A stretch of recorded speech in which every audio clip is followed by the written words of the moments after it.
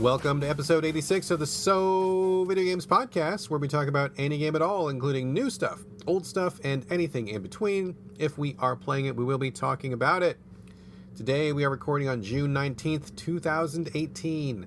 My name is Brad Galloway, and I am the editor of GameCritics.com. I am also 50% of this here show. With me, as always, Corey Motley, staff writer at Game Critics. How you doing, Corey? Hello, Brad. I'm good, and I would also like to be the first to apologize because on our last show, we lied to everybody and said we were going to have a show out like the next day. Yes. And we did not because Brad has been busy as hell, and I had to go out of town for a business trip. So sorry, everybody, that we did not get our E3 show out quicker, but it is here nonetheless. Better late than never for everybody. Yeah, it was, I think we've been actually doing a heroic effort in trying to get shows out, but it was just that really poor set of circumstances where I was like crazy busy, you were crazy busy, and like no matter which way we tried to turn the calendar, like it just wasn't fitting. So sorry about that, folks. Did not mean to tell you a falsehood by any stretch of imagination. So sorry about that. But we will hopefully be getting back on schedule pretty soon. My gig, which has been keeping me really busy, is just about to end. And Corey, you're back to the normal grind, correct? That is correct. All right, cool. So sorry for not delivering as promised, but we will make it up to you with this wonderful star-studded extravaganza E3 spectacular. Or it'll just be us bullshitting about game trailers. It might be that as well. We don't know. We'll see. But hopefully this will be worth your time and a welcome return to So Video Games. So before we get into that, just a quick reminder that if you are the kind of person who enjoys our non-games chit-chat, you can catch the banter after the ending music plays. It's after the end song as always. But for now, today is a special show. It is our E3 show. Regular agenda is on hold. I know we're coming a little bit late to this party. I'm sure that most other podcasts have probably already gone over all the stuff already, and now it's old hat. But that's not going to stop us now. It's never stopped us before, and as Corey just said, better late than never. Instead of covering every single thing, which would probably take like as long as E3 actually takes in real life, we're going to just do what we did last time, which is basically a minimal amount of effort. We're going to just watch a couple trailers, and we're just going to just shoot the shit about them like we actually know anything. We've got a list of games to talk about. We are not going to talk on every single game trailer that was shown because that would be crazy talk, but we will go down a list that we've prepared, and if either one of us have something to say, we will just shout it out and go from here. And if you listeners have something to say about those, you go ahead and shout it out as well. Like, we're not going to hear you, we're not going to know you're saying it, but if it'll help you feel like you're participating with the show, go for it. I mean, whatever makes you feel connected with us here. So it's all about inclusion at So Video Games. So, Corey, do you have any, I guess before we get into the list of stuff, any thoughts about E3? Any general takeaways? Were you looking forward to something that showed up or didn't show up? Or is it business as usual? Did you have any feeling or thought at all about E3 before it actually occurred? Well, E3 was weird for me this year because it happened like right around the time when I was about to go on a business trip, which I'm sure everybody listening to the show is like, all right, shut the fuck up about the business trip. Like, we know you've been talking about it on every show. But I was like trying to pack and get ready and like get all my stuff in order. So it was really hard for me to actually pay attention to what was going on at E3. So I wasn't really like super like jazzed about it. And there's definitely stuff that happened that pleased me and stuff that didn't happen that I'm not pleased about. But just for like a full on, like my biggest, probably most exciting thing from E3 probably this year would be that they like officially showed the Resident Evil 2 remake stuff, because they've been saying, they announced that it was in development, like I think it was in like 2015 or something, that they said like, yeah, we're going to do it, we're going to get the team on it, and then they've kind of been sending very meager updates about what's been going on with it. And then they finally showed it off during Sony's presser this year.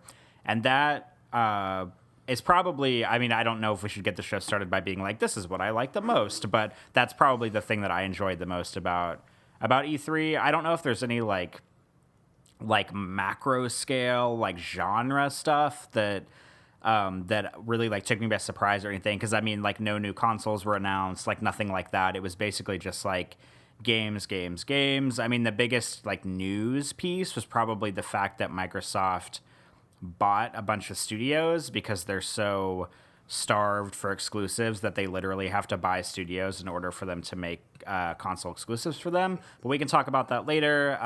Those are just some of my impressions. Brad, what are some of yours?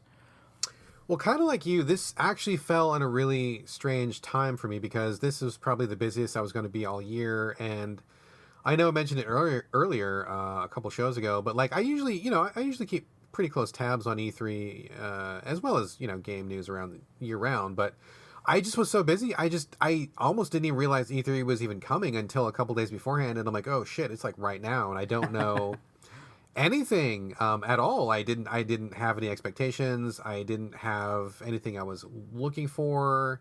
I just felt really just out of the loop. And it was strange because without being in the loop, it felt like I was falling even further behind. Like it's one of those things where you got to like keep up all the time, where if you're not on top of the latest and greatest, you like take a week or two off. Like by the time you come back, like everything is different. Like there's new people to talk about, new games to talk about, new things happen that you didn't know about. I mean, there's like 1,000 memes. You have no idea what the fuck they mean because you weren't paying attention. I'm still trying to catch up on that fucking steamed hams thing. And like, that's like 10,000 memes ago, dude. Like, so it's hopeless. So I felt a little bit out of my depth. This is probably the first time that I've ever felt so completely disconnected from E3, but I caught an evening where I made a big pot of coffee and I stayed up super, super late, even though I was really tired. But I'm like, there's just no way I'm going to have time to get up on any of this unless I make time, like forcibly make time. And so I got through it and it was fine, but hopefully next year it will be a little more of a natural fit. Hopefully I'll be a little bit less busy and I'll have more time to pay attention to it. So this was a weird one. This was a really weird one. As far as news and stuff goes, I haven't really connected with very many news stories. I know that some people were talking about the next generation of consoles. I don't want to talk about that. I feel like there's still plenty of life left in current consoles. The only other thing to really note was kind of the Fortnite fiasco going around. Are you up on that? Not up on that news story? Oh, Corey? God, yeah. How PlayStation's like barring access from Switch users about it. Yeah, it's really fucking stupid. And so for people who don't know, I imagine probably everybody knows, but in case you don't know, so they announced Fortnite on Switch, which, have you played Fortnite? We never played together, did we? No, you played it and talked about it on the show like right when it launched or when it was in like early access or something. And that's the thing that cracks me up is that you played it when it was back before it had like the Battle Royale mode. And I remember you being like, yeah, it's fine. And then like now it's like the hottest game in the universe that every fucking person and their mother is playing. It's just weird how stuff like that happens. Yeah, and it is really funny because that was the original. I think it's called Fortnite Save the World. I think that was how it launched, and that was where you had a tower defense kind of a thing, and you were building bases and shooting waves of goons that would come at you. That was before the Battle Royale was even a thing. That what didn't even exist in the game, and then I was like, oh yeah, it's okay, whatever, it's fine. I mean, I kind of like some of the character design, but it wasn't, I didn't come back to it or anything. And then they put in the Battle Royale, and that was when it really took off. So that was really their saving grace. But so what happens is basically, not to get too deep into it, but if you ever played Fortnite and connected it to your PS4 account, which is where most people were playing it because it was free. I think it was free there first, if I remember correctly. Anyway, bottom line being, if you ever played Fortnite on a PS4 and connected your Epic account to it, Sony like somehow locked it in so that if you play on PC, you can take it on Xbox, you can also take it on Switch. So if you spend money on some of the DLC stuff or whatever, you can take that stuff with you and play it on all those other consoles, but not if you did it on PS4. So if you spent any money on PS4, if you play it on PS4, you cannot take that character or those things to other platforms. And a lot of people are crying foul on that because it's not a proprietary Sony thing. It's an Epic thing. It's a separate thing. And you do have cross-platform play, or you can take your account to other platforms. So I think this is something that we've seen a million times in the past, and we're seeing it again, where one console will be in the lead. They'll get a really good lead. They'll have all the goodwill. The fans will be on board. And then they will get so fucking arrogant. They will do something completely fucking stupid, blow their lead, piss everybody off, and then the metronome will swing the other way. We've seen this happen literally since the invention of consoles. I mean, it happens all the fucking time. We saw it with the 360. The 360 was super far in the lead. They were dominating that generation, and then Microsoft got fucking way ahead of themselves. They launched the Xbox One with a bunch of like anti-consumer stuff and a bunch of wacky ideas, and people were like, fuck that noise, and they swung back to Sony. And then before that, Sony was in the lead after the PS2, and they're like, oh yeah, we're gonna make this jackass PS3 with this weird architecture, and everybody's going to be happy to get a second job to afford the console because you guys love PlayStation. And that fucking, blew up in their face, and that's when everybody switched back to Microsoft. It's like, dude, like, will you guys knock it the fuck off? Like, will you just... You're in the lead. Like, PS4 is dominating by a large margin right now. So stop being arrogant. Stop being anti-consumer. Don't do shit like this, because this is exactly the kind of thing that turns people against them. And it wouldn't surprise me at all if in the next generation, people are like, yeah, well, they fucked me on Fortnite, so fuck that. I'm going Microsoft. And whatever the next Microsoft console is going to be in the lead. It seems like this perennial back and forth. Am I wrong? I mean, you're not wrong, but I think the other important thing to note here is that for the past couple generations, Nintendo has taken a huge backseat because, the Wii sold really well, but I feel like it didn't have a lot of staying power, and the Wii U was basically dead on arrival. But the Switch is closing the gap quickly as far as popularity, as far as, indie presence and games coming over from PlayStation 4 and Xbox One to Switch. So, I mean, if Sony doesn't watch out, the Switch is going to be gaining a lot of ground on it. And, I mean, soon Microsoft is just going to have to shut down the Xbox division entirely, and it's just going to be the PlayStation 4 and Switch going head-to-head. Yeah, I mean, that's what I would have said. I totally would have said that up until this Fortnite thing, but people love their Fortnite, and people are pissed off about this. And this is exactly the sort of thing. I could totally see this, where Sony feels like they can do no wrong, so they start overstepping, and then pendulum swung back. So I don't know, but I do think that you make a very good comment about the Switch, though. The Switch is motherfucking fire right now. It is a great system. Great system.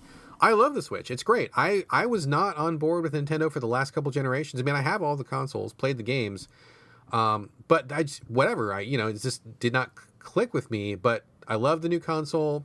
It's really grown on me over time, and I think that their selection of games is outstanding. I mean, I think that since the launch of the Switch, at Game Critics anyway, there have been 3 perfect 10 games on that system so far, which is unheard of. I mean, that's ridiculous that so many great games have come out, and there's a little bit of something for everybody, and it just goes to show that you don't need raw power, which is something that we at Game Critics have been saying forever, where it's not about how many polygons, it's not about seeing individual pores and sweat on people, it's not about, chasing photorealism. It's about, is your game fun? Is it good? Do you have breadth of content? Do you have something for everyone? Do you have, things that make people happy? Do you have these things that gamers want? It's not about graphics, it's not about power.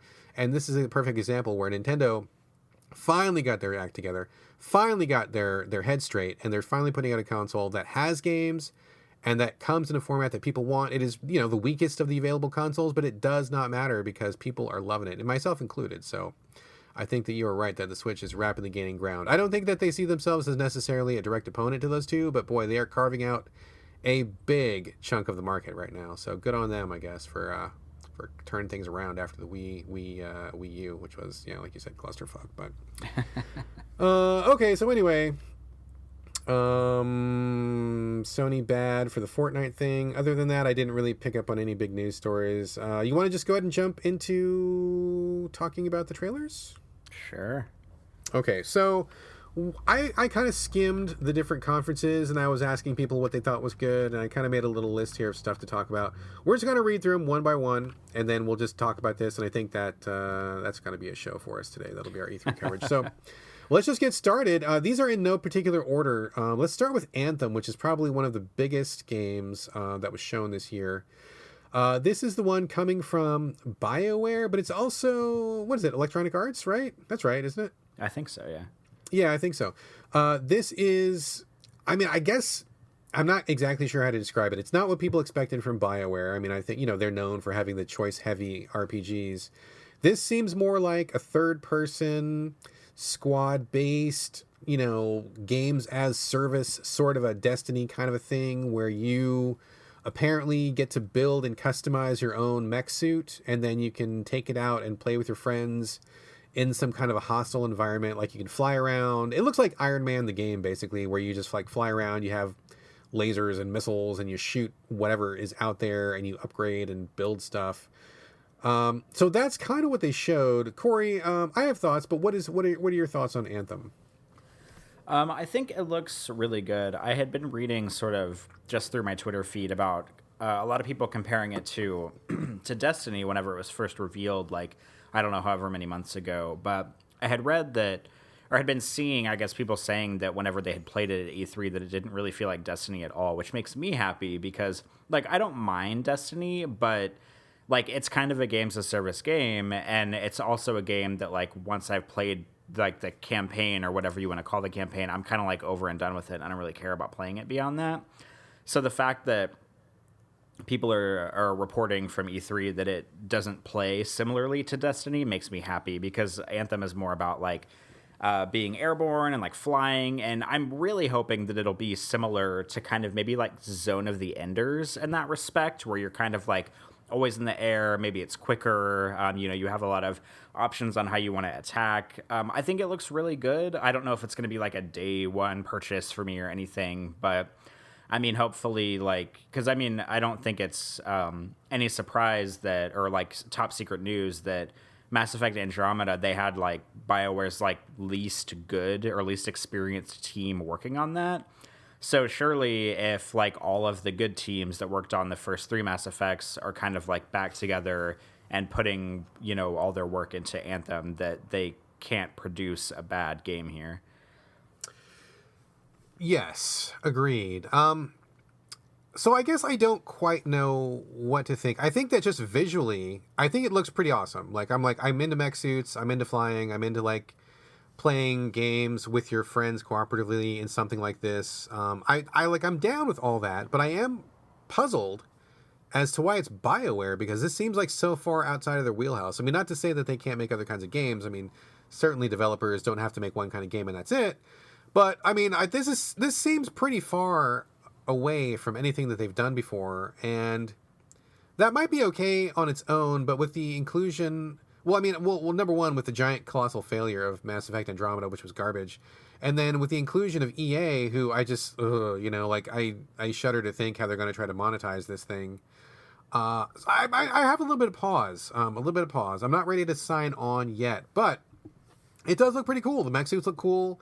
I love any game where you can fly around a bunch, you can go underwater, and I think just, the idea, I could easily imagine like you, me, and Gina, and like whoever, like getting together for an evening and just like flying some missions, kind of like we did with The Division or whatever. I mean, that was a really good time, and I could see that being replicated here, just with more of a sci-fi angle. So I know that some people are kind of down on it, and I'm not saying that they're wrong to have doubts or to be suspicious. I mean, I think I have some suspicions,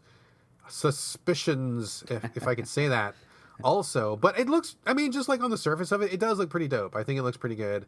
And the idea of, I think what for me is going to really come down to is how much can I customize my mech suit? Like, how many mech suits are there? How many can you have? Like, how cool can you trick them out? Like, I don't want to just be chasing drops for like better, oh, it's the exact same gun I had, but it has +1 attack. Yay, that was worth the 6 hours I spent grinding this enemy point. Like, I want it to be substantial and cool. I want to look cool. Like, looking cool is really important, like in a game like this. I want to look like a badass. And hopefully that will play out. So would you be interested in doing some co-op on this? Yeah, for sure. I mean, if we can all find the time to do it, then yes, I'm definitely game. That is really the fucking trick. All right. Let's move on. Sea of Solitude. Did you get a chance to watch a trailer for this one? I know I watched the trailer, and I cannot remember what happened in it. Sea of Solitude, I forgot to jot some notes down because this is So Video Games. We don't have any notes of any kind. We like to just, go freestyle and spit beats at random here. But this was one where it kind of seemed like a real kind of indie, emotional, strange thing where this girl who is somehow like covered in fur or something. I couldn't quite tell what they were going for with this, but she didn't look like a normal girl. She was kind of like, not furry exactly, but some kind of weird thing was going on with her skin that she looked like unusual. Some kind of weird visual effect. And she was in like a city that was flooded, and she was like in a boat. And I mean, it just seems like kind of one of those weird indie exploration games. And it looked like, I mean, I may be wrong, but it seemed like all of the monsters that she encountered looked like her, but like with different body shapes. And there was like a picture of her in a boat, and underneath it was like this giant, like shark like sea monster that kind of looked like her. And so, I mean, I guess it's going to be, her against her inner thoughts or feelings or something like that. And I mean, with the title, Sea of Solitude, I mean, that kind of makes it seem like it's going to be an introspective sort of thing. So I'm looking forward to this one. The visual style is interesting, and the concept of like being in like a flooded city has been done a few times before, but never really done well. So I think there's still space for something like that to be around. Any thoughts on that one? It sounds like something I could get into because it sounds like an indie. I mean, whenever you're describing it, it kind of sounds like it's very much in the same vein of a game like Rime or something like that. Yeah, And, yeah. I mean, the problem with these games is that I either really like them or I don't, and the only way I can figure that out is by playing them. So, like, I'm not opposed to playing this. I just hope that I enjoy it when I do. Yeah, it's got the good look to it, but like you said, it really comes down to implementation. And I mean, also, like, it's really got to have a story. Like, I don't like those indie games where they look cool, but when you get into them, it seems like all they had was a look. Like, the story doesn't satisfy. Like, maybe there actually isn't even an ending to it, or maybe it's one of those games where it's just really weird to be weird for the sake of being weird, and then you just don't feel satisfied. So hopefully it's not one of those, because I've had more than enough of those. I'm fine with having enigmas or puzzling things happen or strangeness, but like, I want it to wrap up. Like, I mean, there's an art to writing a story, and I feel like people really need to up their game on that. Like, it's not enough just to be weird. You need to have weirdness, but with a purpose. So we will see. Weirdness with a purpose. That is it. That should be, actually, that should be the motto of our show. Weirdness with a purpose. That's a pretty good motto. A couple of games did that new E3 thing of, hey, we're going to announce this thing right now, and BT Dubs, it's actually out right now. So there were two games that did that. I forgot to put one on the notes here. The first one was Unravel 2. Did you ever play the first Unravel? I did not. This was, it was famous, I don't know if it was last year or the year before, but they had one of the developers of Unravel, which is an emotional story about a little guy made out of yarn who can only run as far as he has yarn for because it unravels his body, and he's trying to, like, I don't know, put together the memories of his family or something like that. I played it and it was pretty good. It wasn't great, but it was pretty good. But the developer of Unravel came up, and he was like so shy and awkward, and he clearly loved his game, but he was also clearly not a public speaker. And that was like one of the big takeaways from E3 a couple years ago was like that guy speaking. It was just so earnest and heartfelt. So they came back with Unravel 2. They said, hey, we never talked about it until today, and we're talking about it now. And also, it is literally out at this very moment right now. So I haven't played it yet. I do have a code for it. Full disclosure, sent to me by the publishers. I will plan to get into it, and it has co-op, which was not there before. So me and the wife are probably going to play some couch co-op on that. So we'll see how that goes. The other thing that was announced for Switch, and then was also out the exact same day, was Hollow Knight for, like I said, just for Switch. Have you heard of or have you played Hollow Knight in any fashion? Every time I hear about this game, I get it confused with Shovel Knight, and then I think it's that, and it's not, and I don't think I actually know what Hollow Knight is. Hollow Knight is a 2D Metroidvania action platformer. But the hook to this is that these guys who made Hollow Knight clearly are gigantic Dark Souls fans, because a lot of Hollow Knight takes directly from Dark Souls. There's a mechanic where if you die, you got to go back and find where your soul is to get your money back. There are the way that the world is unraveled, where it's like really mysterious, and you get these weird little interactions with people that don't tell you what's going on, but they kind of make you think about the world in general. I mean, and the look of it, where you're like inside this decrepit city that used to be a cool place, and now it's kind of just decayed. And I mean, there's a million parallels, but that's basically what it is. It's like a 2D Dark Souls. Oh, and everybody's a bug. Did I mention that? Everybody's a bug in this game. Did I say that? I don't think so, no. Yeah, so imagine Dark Souls if everybody was an insect, like a little beetle. That's what this game is. So that was announced, and the same day they announced it, they said it was available for download immediately. So I've heard about this forever, and although I am full disclosure, I am not jonesing for more Souls content right now. I'm good on that for a while. I've heard so much about it. I figured I'm just going to give it a try. So I downloaded it, and I'm playing it right now, actually. And it's actually not bad. I may talk about it on a future episode, but that was the other big... hey, it's out right now. Go get it right now. So that was exciting. Speaking of Dark Souls, the people at From Software had a number of announcements. One that they kind of indirectly talked about was they kind of hinted very strongly that they were working on an update to the Armored Core franchise. Have you ever played Armored Core, Corey? Yeah, but it's been a million years, like, right? Probably like 20 years, yeah. Totally.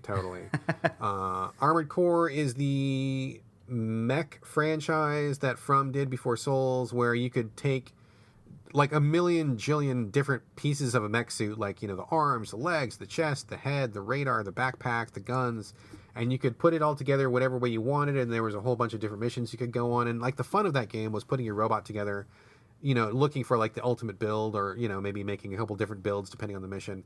I was a big fan of Armored Core for many years, and they kind of ran it into the ground, which is something that FromSoft does. But it's been quite a long time since we had one, so I was excited about that. We're going to get more info on that later. They also, they had one, which we'll talk about in a second, but the big one was, and I don't know how to pronounce this, I'm guessing it's Sekiro, Shadows Die Twice. So that was their big reveal. They said that they're not working on another Souls. This is not another Souls, but this is what they're working on, which seems to be your main character is like a samurai or a ninja of some sort, and he's got an artificial arm which has a grappling hook, or it has a cannon or a gun, or maybe you can change pieces of it out. I'm not sure, but seems very acrobatic. You're jumping around the environment, and then you are fighting bosses, etc., etc. So Sekiro, whatever. What did you think of this one, Corey? I think it looks like and I had heard that it was actually based on this before it turned into this game, but it looks a hell of a lot like Tenchu Stealth Assassins. Yes, Tenchu. Was Tenchu also done by From, or was that a different company? I think it was a different company, but I haven't played a Tenchu game in probably like 15 years also. But, I mean, Tenchu was famous for... it was like a third-person stealthy action samurai game or a ninja game, and you had like all these different gadgets you could use. You could be on the rooftops of these like dojo areas, and it was a pretty difficult game, but I remember playing it whenever I was younger on like the PlayStation 1, because that's probably the last time I played it. It was either on PS1 or PS2, but Sekiro looks like Tenchu, and I think that's rad. I hope that... because I'm not really a big From fan, because their games are just not the kind of games that I like to play. But this is something I could potentially get into. I just hope that it's not like really, really difficult like all of the other From Software games, because if it is, then I will play it for 15 minutes and stop like I do with all their other games, but we'll have to see. I gotta say, as I was looking at it, like part of me was like, okay, I'm not really in the mood for more Souls stuff. And it doesn't look just like Souls, but it looks Souls adjacent. And I got to say, it did. I mean, just from the trailer, I'm like, oh God, I bet this is going to be a hard game. It looks like a hard game just watching it. So if I were you, I would brace for a difficult, difficult game. I'll check it out. I mean, I'm definitely going to check it out for sure, but we'll see. Interestingly, though, there was a lot of samurai shit going around this year, like almost samurai overload. So I'm going to jump ahead a little bit because we're on the topic here, but in addition to Sekiro, and I apologize if I'm mispronouncing that, please correct me, anybody listening. They also announced Nioh 2, which I played Nioh last year, and I loved it, the core campaign anyway. But like I'm good on samurai stuff right now. Like I played Nioh for like 80 hours, and I was like, okay, this is good. And now I'm done. Like, I don't want to do any more for a while. I need a samurai break. And there's all these samurai games this year. I mean, I think Sekiro counts. Nioh 2, I'm like, oh, Jesus. Like, I don't know if I want more Nioh, because I think I kind of had enough of Nioh the first time around. And also, who is the company that's putting out the other samurai game? Ghost of Tsushima, which is put out by, I want to say Sucker Punch. Does that sound correct to you? That is absolutely correct. Ghost of Tsushima, which is, again, another samurai game. There's like a whole clutch of samurai games. Ghost of Tsushima, which I don't know much about the story, but apparently you're just like a regular like human samurai, and it looks like it maybe is possibly an open world where you're walking around stabbing dudes, and I mean, there wasn't a lot.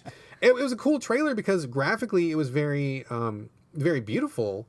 but it looked just like kind of like an open world samurai game without. I'm not really quite sure what the hook is other than open world samurai game. Did you have thoughts on Ghost of Tsushima, Corey? Yeah, I watched the trailer last night for the first time, or at least the newest trailer, and I mean that I kind of had a similar takeaway where I was like, I mean, first of all, I was like, wow, this game's like unreasonably beautiful. Like this game is so pretty that I am concerned it will not look this pretty whenever it actually comes out. Like I don't There's no know. there's no way. There's no way to look that good. No way. No way. So, I mean, that was like first and foremost because the environment's like really lush. It's like all this greenery and there's like the big like red trees in the area and like their leaves are falling off and it's so beautiful. And there's like a fight scene where the main guy's fighting this lady and there's like a beautiful sunset behind them and it's like lighting up the red tree. It's just so gorgeous. But I mean, at the same time, I like the trailer's totally beautiful, but I was kind of like, okay, like what, like, is this game just going to be you walking around and like stabbing people? Like, I mean, I can get behind that. Like, don't get me wrong. Like, I can get behind a third person. You're always like, down hack for and some good slash game. stabbing. You're up for stabbing. I mean, I am, but it's like, I mean, I think the same way you do, where I'm like, okay, what is the hook here? Like, I don't think being pretty is a good enough hook. I know that's a good hook for a lot of people. Cough, cough, God of War, cough, cough. But I mean, it's not a game being beautiful is not necessarily enough to get me all the way into it. But I just need to know a little bit more about this game. And I mean, coming from Sucker Punch, the thing that cracks me up whenever I watched the trailer for it last night is like at the very end of the trailer, the Sucker Punch logo comes up. And in the back of my head, the first thing I thought of, I accidentally thought of Rocksteady. And I was like, oh, I was like, okay, I could totally get behind this because like Rocksteady knows what the fuck they're doing when it comes to third-person combat. And then I was like, oh, no, it's Sucker Punch. They do the infamous games. And then I immediately got sad again about it. Oh, dude. Yeah, no kidding, dude. I mean, I don't know what Rocksteady's been up to, but I kind of would trust them a little bit more because Sucker Punch, for me anyway, does not have a very good track record. I thought the infamous games were all pretty uniformly terrible, except for Last Light. Did you ever play Last Light, the DLC with that had the girl as the main character? I didn't. The game, whatever, infamous Second Son, that's the only infamous I've played all the way through, and I did not play the DLC for it. Oh, dude. Okay, so like if you're ever in the mood for something like that, the DLC Last Light, which stars the girl character who had like the neon powers, I don't know what her name is, but that actually was actually really good. Like that was a very compact 6-hour experience, and they took away all of the stuff that didn't work in the main game, and it was just really, really cool. I thought Last Light was great. Other than that, I do not like the infamous games. I have a little concern about how this is going to go. And I got to be honest with you, man. Apart from the whole, what is your hook other than being pretty, which clearly is not enough. I don't think that's enough for any game, honestly. Not to be like that guy, but I'm watching Ghost of Tsushima, and I'm like, this is a very Japanese cultural game. I mean, it looks like it's taking place in Japan or something that is supposed to look like Japan in feudal times. This guy is clearly a Japanese samurai. Like, what makes Sucker Punch think that it's okay for them to make this game, I guess? You know, cultural appropriation is a big thing that people are talking about these days. And I don't think there is no merit. I think there is some merit to having that discussion. Now, I'm not saying that people can't write about things that they don't have experience in. I'm not saying that at all, but in the back of my mind, I was like, well, what makes you guys want to make a samurai game? Because as far as I know, they're just an American studio. I mean, unless there's some connection that I don't know about, or maybe there's some reason for them to make this. I'm just like, why are you guys making this? Like, if it was coming from Japan, I wouldn't really blink twice because that is their cultural jam. That is their legacy to work with, but that's not our legacy. And I did actually have to raise a little bit of eyebrow at this, and I was kind of wondering just why, like, what's going on with this. So I'm not making any judgments. I'm not saying they can't do it. I'm not judging anything. I have question marks. I have question marks about this. So we shall see. We shall see. Okay, so let's move on. Beyond Good and Evil 2. I'm going to jump around a little bit. Beyond Good and Evil 2. Did you watch that trailer? I watched it like right before we started recording, as a matter of fact. Okay, so once again, this is like the second or third time that Ubisoft has taken Beyond Good and Evil 2, which has been in the works, I don't know, for how many years. I mean, the original game came out, I don't even know. It was like on the original Xbox, I think. Like, not even the Xbox 360, I'm pretty sure.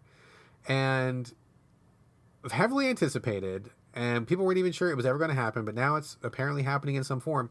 Second time that they have shown a CG only trailer. We have seen exactly zero gameplay. We don't know any details about it. And this extended trailer that they showed at E3, it gave us more insight into the world. It seems like, I don't know, kind of a ragtag group of people on a ship of some sort, flying through space. They get assaulted by, what is the equivalent of like a Star Destroyer from Star Wars or whatever. And it seems like the main bad guy is going to be, is the star of the original game, which is a real surprising turn. Did you play Beyond Good and Evil 2? And if so, what do you think of that? What do you think of this? Do you even care about Beyond Good and Evil 2? Because I have a lot of also another question mark about this game. But what was your takeaway? Well, I never played the first one because I never got around to it on Xbox, but it became backwards compatible on the Xbox 360. And the thing that really sent me over the edge on it is that I bought it and I really wanted to play it because it's one of those games. It's like a cult classic that everybody loves. Whenever I downloaded it on my Xbox 360, it did not have inverted controls. So yes. I think we mentioned this one time. I think you mentioned this before. Yes, yeah. I remember this. So I played it for about a half an hour, and I was like, okay, this game has too much platforming and too much action for me to like acclimate to standard control scheme. So I just stopped playing it. Obviously I'm not that interested in Beyond Good and Evil 2 because I never really played the first one, but from what I've seen of the second one, I mean, last year's E3 trailer is whenever they finally officially unveiled it.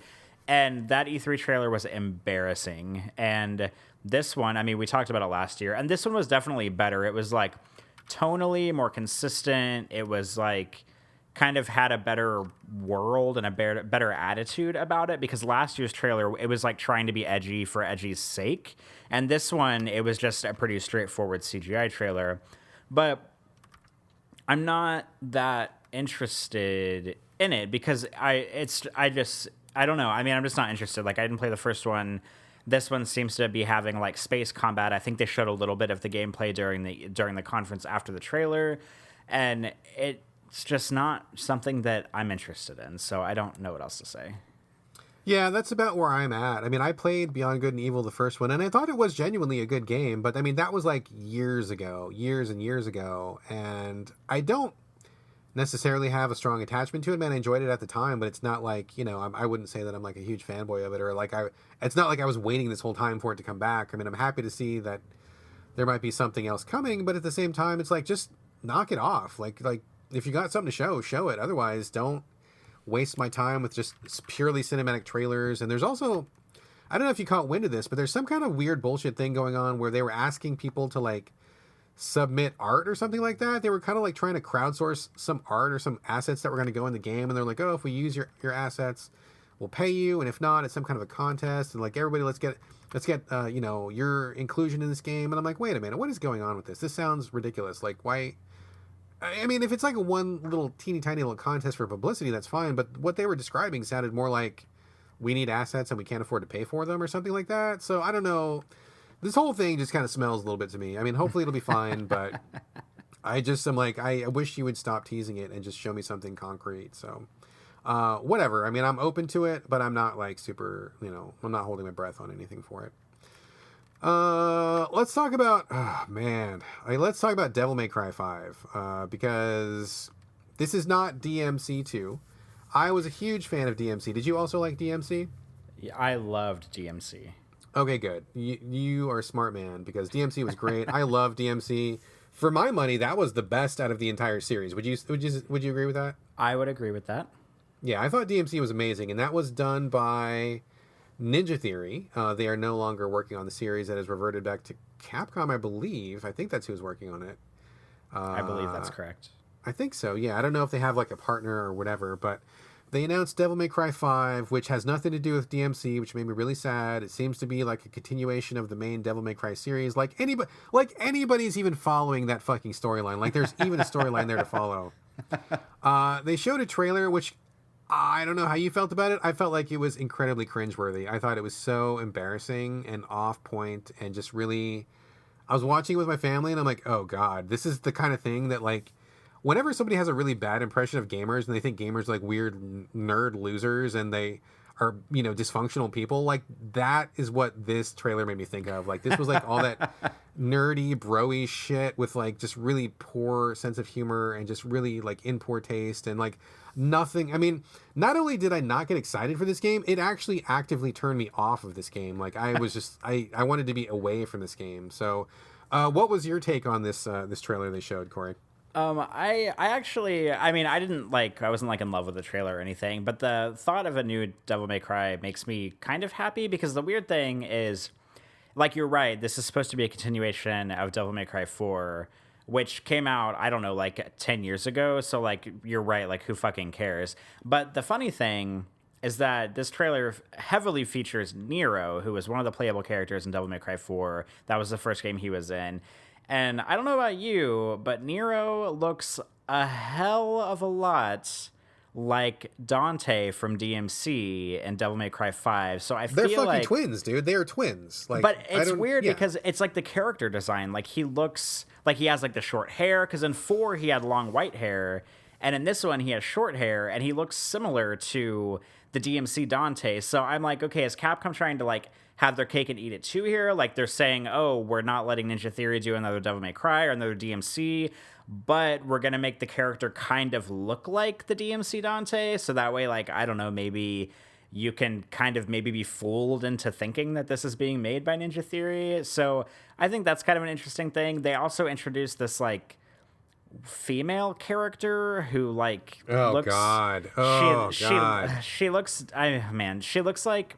kind of like, I don't know her name, but the chick that was in the last Final Fantasy game that's like the mechanic lady with like the tube top and the short shorts and the cowboy boots. Like, it kind of looks like that. It's like a very, like, you can tell it's a very like Japanese take on what they think an attractive woman is or something like that. Like, very like that sort of take. And I'm not interested in that. I mean, if the gameplay is good, I'll be into it, but... because, I mean, nobody comes to Devil May Cry for the story. Like, let's be real here. I mean, DMC had a decent story, and the script was pretty hilarious. But the other Devil May Cry is just... they're silly. They take themselves way too seriously. They're games where you watch a cutscene, and the main character is doing all this amazingly spectacular stuff. And then once the game gives you control of it, like, you can't do any of that stuff at all. So it's, like, really not player-friendly in that regard. But, I mean, if the gameplay ends up being fun enough, I'll probably like gamefly it and play it, but I'm approaching this one with caution. Well, okay, so let's circle back for just a second. So I played part of Devil May Cry 4, and I just bounced off it. I did not like it at all. And I was very confused because you're right, Nero looks... in fact, I thought he was Dante for a while. Like, they look exactly the same. So what is...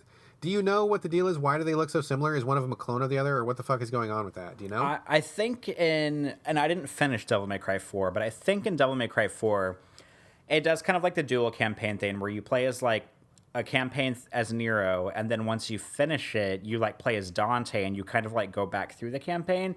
I might be mistaken on that, but I think, spoiler alert for a 10-year-old game, I don't even know if this is like a real spoiler or not. I think Nero is Dante's nephew or something. I think they're related. So like, oh god, that's even worse than him being a clone. That's even worse. So that's like why they looked similar in 4, because they both, I mean, Nero essentially looks like a younger Dante in Devil May Cry 4, but now in Devil May Cry 5 he looks just like DMC Dante, like pretty much. So like when they first showed off the trailer, a bunch of people thought he was Dante, like you said, and then at the very end of the trailer they actually show Dante, and he still looks kind of like Dante. Like, he's got the long white hair, he's on a motorcycle, he's got like the red armor on.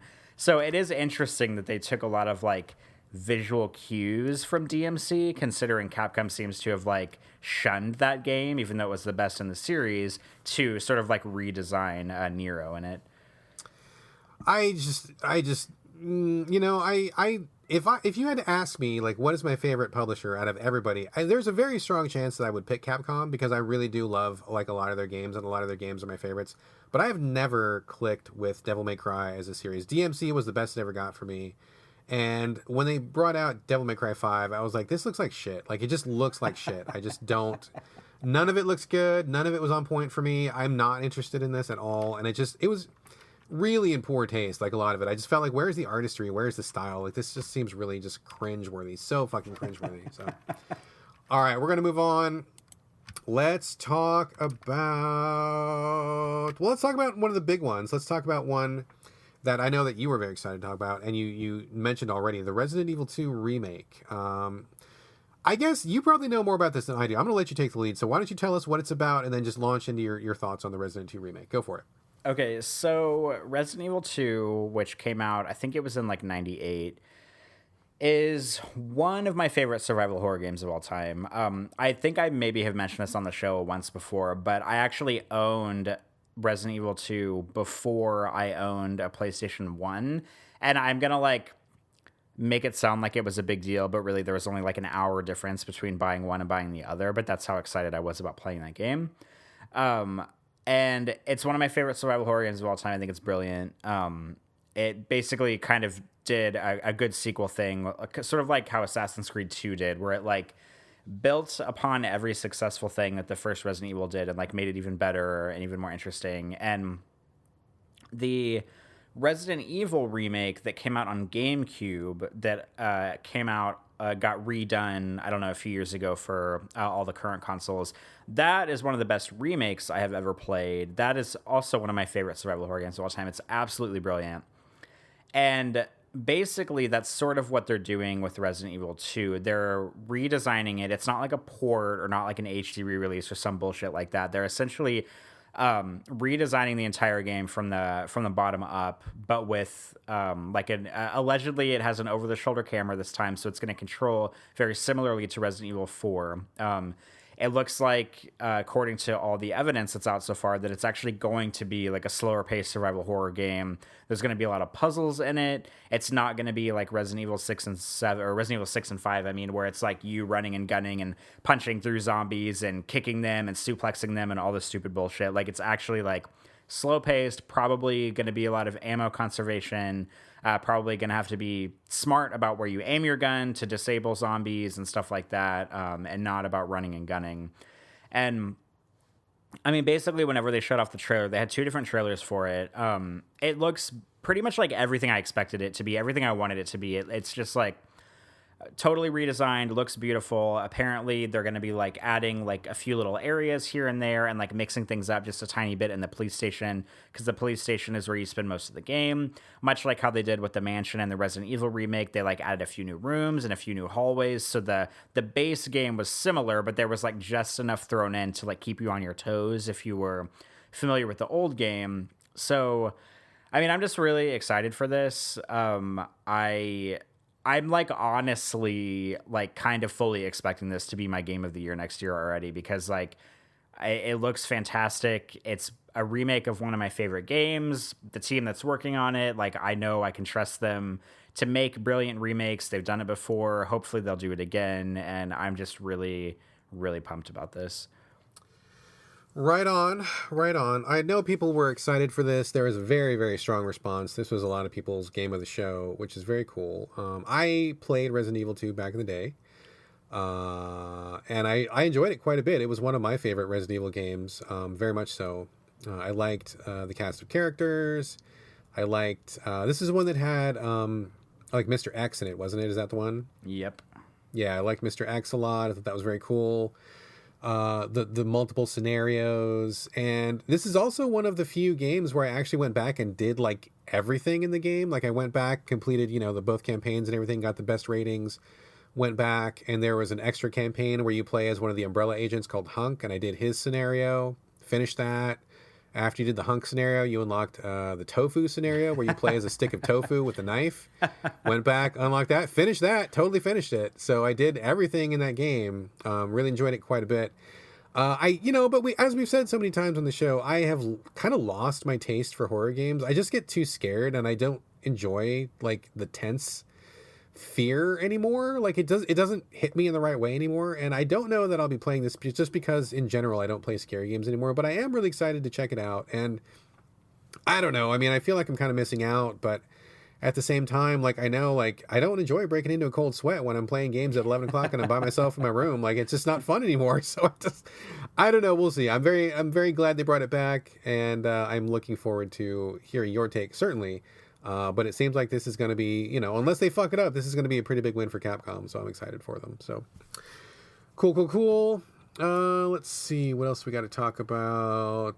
Just real quickly, any interest in Fallout 76, the one that was announced where it's like a multiplayer online and people can blow up your base and everybody's kind of like, there's no apparently single player campaign. I was like, oh, this is not what I want from a Fallout at all. And I didn't really like Fallout 4 either. Any interest in 76? I'm guessing not.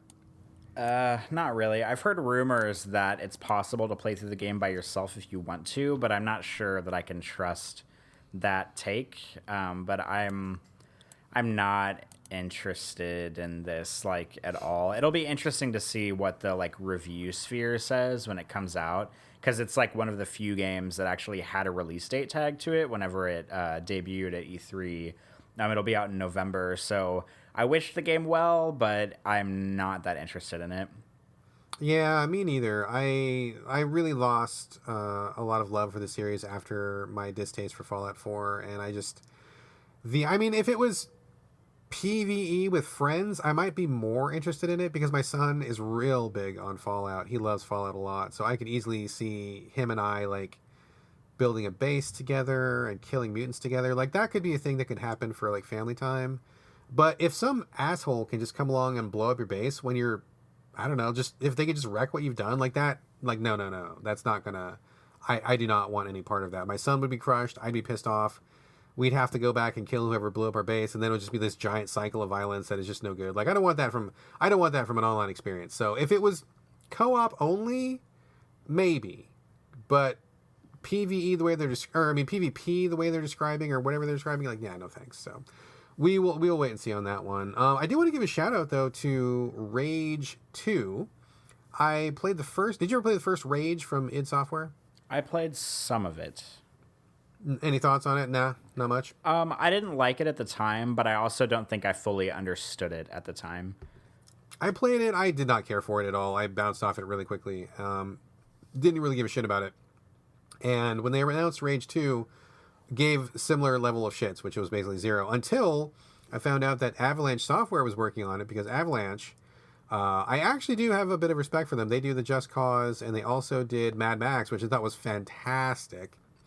And once I heard they were attached, all of a sudden I was actually interested, because what Rage 2 looks like, it looks like a first-person open-world Mad Max is what it looks like. And Mad Max was fantastic. Not enough people played that. Not enough people respected it. I thought that game was phenomenal. Would definitely be up for more of that. I don't know how I feel about the switch to first-person, because I just generally don't like first-person games, just on a personal level. Nothing, not making commentary about this game in particular. But it looks like crazy post-apocalyptic mutant Mad Max open world.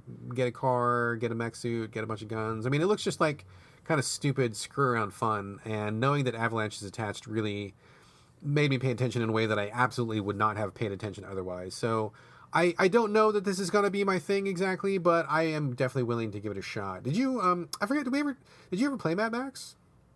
I played, much like Rage 1, I played some of it. They'll dip in, dip out? Yeah, I mean, I played it for a few hours, so it was more than just like a little bit. And it was fine. I mean, I don't know, like, I wasn't invested enough to keep playing it, but I thought it was all right. All right. Well, we shall see. I don't know that this is going to be good, but I'm going to at least give it a chance. Let's talk about now about a game from a studio who I give 0 shits about, who I do not care about and have no enthusiasm for whatsoever. I think that you would feel differently. But Control, coming from Remedy Software. Just full disclosure, I have never liked a Remedy game, like, ever. I think I sort of liked Alan Wake. I didn't love it, but I thought it was okay. I do not have any love whatsoever for Max Payne. I actively dislike Max Payne. And I did not even bother with what's that, the most recent one, the time travel, whatever, they did a TV show. Quantum Break. I was like, whatever with your Quantum Break, get out of here. I'm not even going to bother with that. So they announced Control, which is, I don't even know what it even looks like. Some people were saying it looked like a follow-up to kind of like not Second Sight, but what was the other PSI Mental Powers game that came out about the same time as Second Sight? Are you talking about PsyOps? PsyOps, yeah. People were saying it looked like PsyOps, like, just kind of in spirit. Nothing, there's no actual connection to it, but it looked like a woman who's in some kind of a, I don't know, portal-like test facility, and all the walls and stuff move around all in a crazy way, like the building reconfigures itself, and she's got some kind of a weird gun that's like made out of like building blocks or something, and she can like reconfigure the gun somehow and shoot stuff, and she can fly, and mental powers, kind of a weird. I mean, there wasn't a lot shown, but it looked stylish. But then again, I think every Remedy game is stylish until you play it, and then it's just crap. So, what were your thoughts on Control, Corey? Okay, so Remedy is like one of those developers that I just keep rooting for, because like I want them to make good games, but they just kind of like they remind me of Quantic Dream, because like Quantic Dream, Fahrenheit / Indigo Prophecy was their second game, but I think a lot of people came to Quantic Dream thinking that was their first game. And that game, like, a lot of people loved it, and it kind of, like, really set the stage for them and kind of put them on the map. And that was similarly with Max Payne with Remedy. Like, they kind of Max Payne put them on the map. It was, like, really sort of, like, revolutionary at the time, and it really did the whole bullet time thing well. I liked Max Payne a lot. I also liked Max Payne 2. I mean, those games are, like, cheesy as hell, but I really like them because the gameplay is fun enough to keep me into them. I mean, the story is, like, all right. Like, it's good enough. But, like, Alan Wake came out, and it was supposed to be this, like, big, like, they'd been working on it for so long. Because, like, much like Quantic Dream, Remedy is one of those companies that puts out a game every, like several years between their games. They don't just turn around games every year. And I was so excited about Alan Wake. And whenever I played it, by the time I got to the end of it, I actively disliked it. Did not care for it at all. Thought it was not great at all. And kind of the same thing happened with Quantum Break. Like, I came to it, like, just really rooting for him, being like, all right, Remedy, like, you guys can do it. This has got to be good. And I played it, and I was like, man, this game sucks. Like, it's just not good. Like, I reviewed it for Game Critics. So if you want to go back and read my review, by all means, go read it. And whenever I wrote that review, my first draft was about 4 times as long with even more complaints. So kudos to Brad for like cutting my review in half, but keeping the spirit of it intact, because there was no limit to the amount of things I could complain about in that game. But I mean, here we are with Control, and I find myself in the same position where I'm rooting for Remedy. Like, the game looks interesting enough. It doesn't look like they're doing any gimmicky bullshit. Like, Quantum Break had the whole TV show attached to it, where like every time you finished a chapter, there was like a half an hour of like a live action show to watch. It's really silly. Control, as so far, just looks like a game. It looks like straight up game. Totally looks like Second Sight. I was getting major Second Sight vibes when I was playing it, because it looks like the main character has some kind of like telekinesis ability or some kind of something where she can like throw things at people, like chairs and stuff, pick them up and, with her mind, and like launch them across the room. Not a whole lot's out for the game yet. We don't really know exactly what's going on. A lot of people are comparing it to Inception as well, because of like the building morphing and like running on walls and stuff like that. But here I am yet again, being a cheerleader for Remedy. Did not like their last 2 games at all. Actively disliked their last 2 games, but I will and give yet this still game, rooting for them. I will still give this game a shot because it looks interesting. I mean, the least I can do is rent it, play it, send it back. I mean, it's not like I'm going to be there buying it on day one, or, picking up the collector's edition or anything, but it looks interesting enough to get me into it. But it's also, I know Remedy well enough at this point to, even if I pick it up and play it for an hour and I don't like it, I probably will just stop playing it. But I mean, it has my interest. I'm definitely interested to see what happens with it. Yeah, I mean, I'm guessing it's going to be bad, because nothing they've done has really proven to me that we are on the same level. I mean, I know they have fans, and then, that's fine. If people like their games, that's totally fine. No judgment for me. But like, for me personally, their games just consistently miss the mark in terms of scripting, in terms of gameplay, in terms of game design. I just don't. We are just not compatible, me and Remedy. So it looks cool visually. I mean, I like the trailer. It looked really cool, but I just know I'm not even going to bother getting excited about this, because it's just going to disappoint me again. So I'm not putting too much energy into that one. Let's move on to a game that I did put a lot of energy into.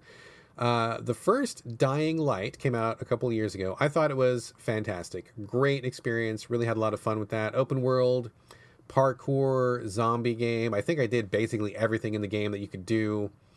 The DLC was horrible, but I mean, that aside, the main game was fantastic. I really liked it a lot. And now they've just announced Dying Light 2. Again, open world parkour, same sort of a thing, but this one apparently takes place, I don't know, like 10 or 15 years after the initial zombie outbreak of the first game. So now we're seeing a world that is like learned how to deal with the zombies, or at least has been able to hang on the entire time.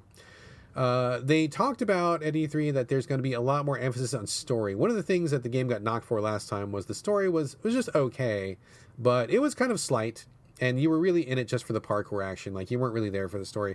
This time around, they have changed things up, way more emphasis on story, and they are bringing in the big guns because they have employed Chris Avellone to take charge of the narrative design. Now, I don't know if you're familiar with Chris Avellone, but he is one of the best writers in all of video games. He's been behind so many landmark and critically acclaimed games. I mean, if you want to talk about good writers in games, like Chris Avellone is like, he's always in the conversation.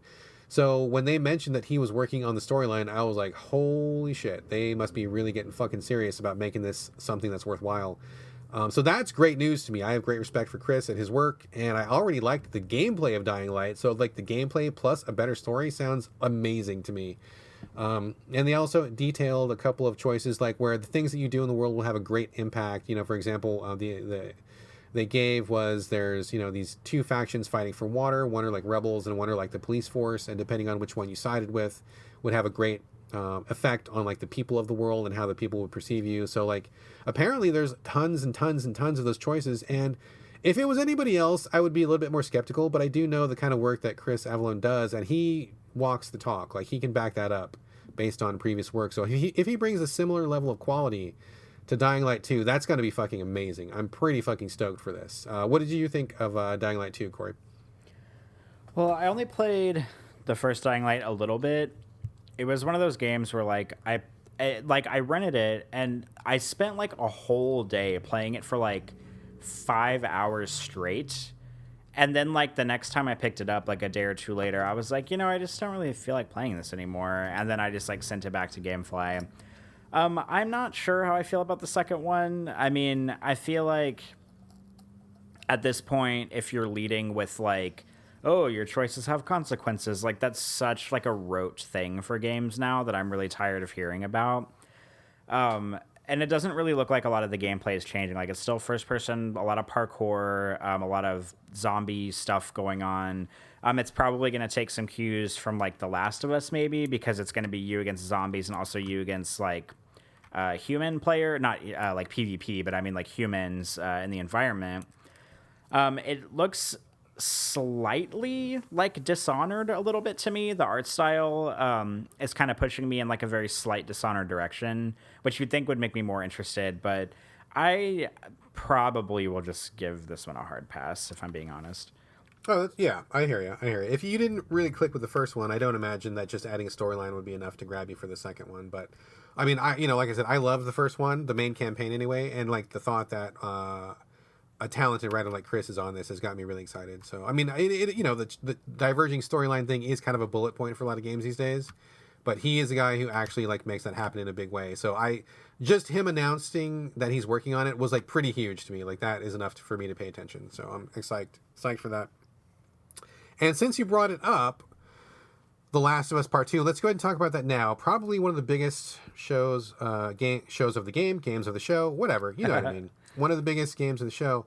They showed quite a bit of footage. I mean, it was like 10 or 15 minutes of gameplay footage, and they started off with Ellie from the first game, and she was at a dance, and she was kissing another girl, so people were very happy to see that there was already some lesbian content in there for people who want that. You know, you can count me in that camp. I liked that aspect of it in the first Last of Us. It was really great stuff.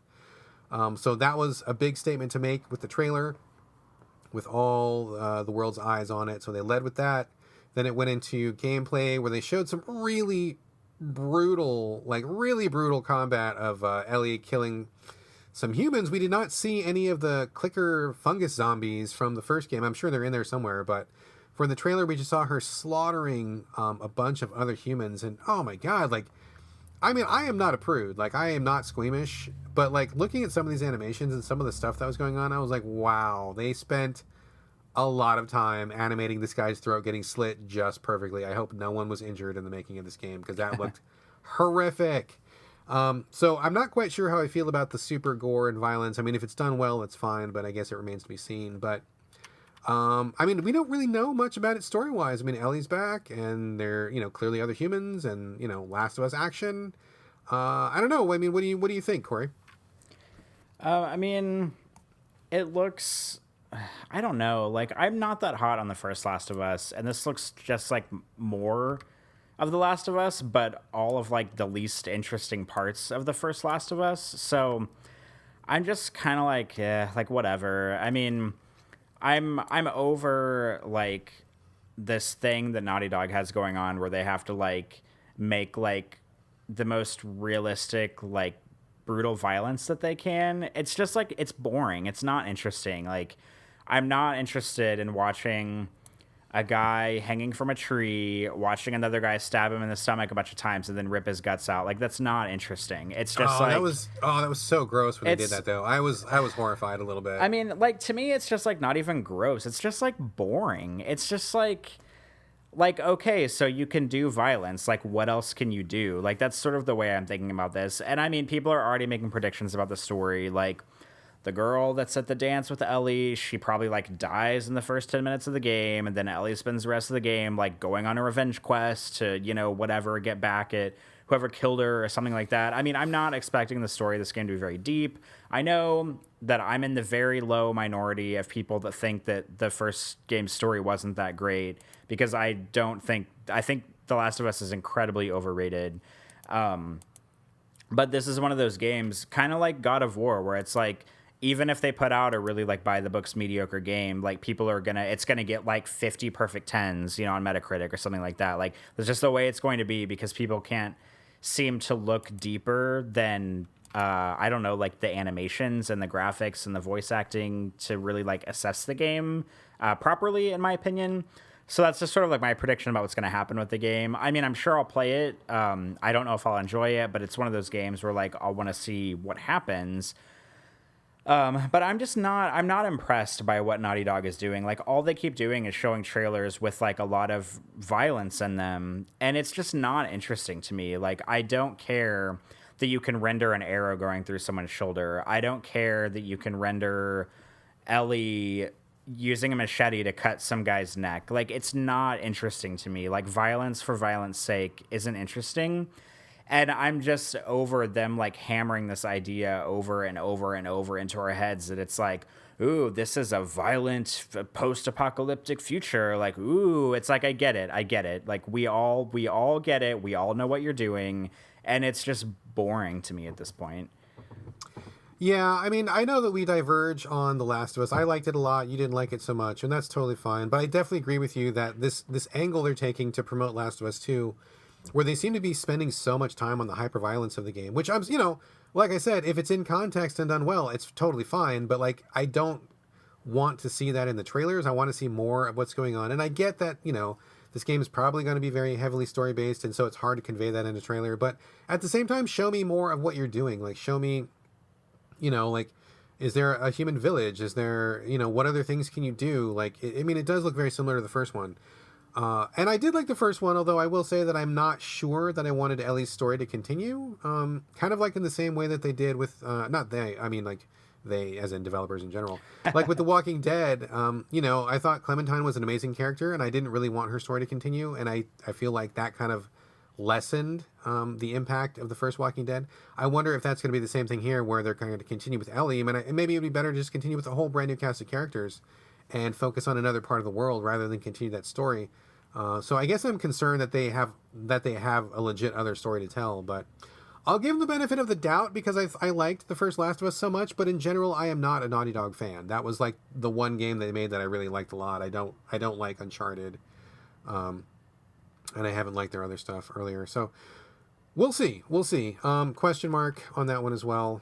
Let's move on to another game that is nothing but question marks. Death Stranding. Wow. The shit they showed at E3 blew me away, and I don't know that it was even in a good way. Like, it was just a weird way. They, again, so Hideo Kojima's new project after separating with Konami, he showed a bunch of trailers. Apparently he was working with Guillermo del Toro. I don't know if he still is. He's working with a bunch of big-name Hollywood actors. The guy from Walking Dead, whose name I can't remember right now, who plays Daryl. Norman Reedus. Yes, Reedus and his fetus. And there's also Mads Mikkelsen, and there's a couple other big-name actors that are involved. And so, you know, people clearly want to work with Kojima, which is fine. But I have questions about this game because we actually got to see some gameplay this time. And it looks like what you do is you carry shit. You just have a big backpack and you start carrying shit from one place to another. That's what this game looks like it's about. You carry shit for people. And I just was like, wait a minute. I hear you're carrying a box, and then you're carrying a dead body, and then you're carrying some kind of big equipment. You just strap random shit to your back and start walking across a landscape. And I just was like, okay, so clearly we're not seeing everything this game has to offer. Clearly. I know that he's got a lot of secrets up his sleeve. I know it's way too early. But I was just like, wow, like what? I mean, the stones on this guy. He's like, yeah, you guys are all hyped up for my game. I've been teasing it for like 2 years. Here's what you're going to do. You're going to strap on a backpack and walk across this land. And like, what? Like, wow, what? They showed some other shit too. Like, you know, again, they did the whole hold your breath to avoid the invisible monsters thing. And there's also a part they showed where you have to like avoid a bunch of weird spiritual monsters that are like hovering in the air. And I think Norman Reedus accidentally like walked into one and he died or something like that. I mean, who knows what the fuck this game is? Nobody knows. It's just question mark upon question mark. Really bizarre. Who knows if Kojima has gone off the deep end? What he's even planning? No idea. But this guy has got the eyes of the world upon him. What did you think of what they showed this year, Corey? Well, when I went back to watch the new E3 trailer, I actually made it was either the smartest or the dumbest decision of my life to watch all 4 of the trailers that have come out so far back to back. Luckily, all I did was search Death Stranding trailer on YouTube, and it was like the second thing that popped up, which was a supercut of all 4 of them, just to see if there's anything, you know, like any little bits and pieces that I could pick out from, you know, trailers 1 through 4 to kind of sum them up. And I mean, the takeaway is that no, I have not. But the thing that I like about the new trailer is that I do like that they show what seems to be gameplay. Like, it seems to be like literal in-engine gameplay of Norman Reedus walking around these environments, you know, carrying shit, as you might imagine. I saw a lot of people tweeting jokes about like, oh, Hideo Kojima is making a walking simulator, like from Twitter during the press conference, which I thought was kind of funny. But I mean, to be honest, this kind of footage makes me more interested in the game because I've said on the show before, like, I'm kind of over Kojima's whole, like, we're going to give you one trailer a year and unveil like one really tiny tidbit of the story and not really tell you what's going on. Like, honestly, like, I just want a release date and I want the game to come out. I don't care if the game's not coming out for 5 years. Like, tell me when you think it's going to come out and I want the game. Like, I'm tired of watching all these trailers. But I also said, I think on last year's E3 show, maybe it was the year before, who knows, that the thing that I'm worried about this game is that, and this is what I said I think last year, was that I was worried that it was just going to turn into another third-person shooter, that it was going to be like Metal Gear Solid kind of reskinned in this new universe, and it was going to be you being Norman Reedus, and it was going to be some like stealthy tactical shooter. But this new trailer actually gives me hope that this is going to be something a lot different, because honestly, the last thing I want to do is play Metal Gear Solid reskinned. Like, I love Metal Gear, most of them, but I don't want to play those again. If I wanted to play them again, I would just play them again. So it's kind of interesting to see that this game seems to be going in a little bit different of a direction. It seems like maybe it's slower paced. It seems like maybe there's more focus on the environment and about being aware of your surroundings and getting from point A to point B.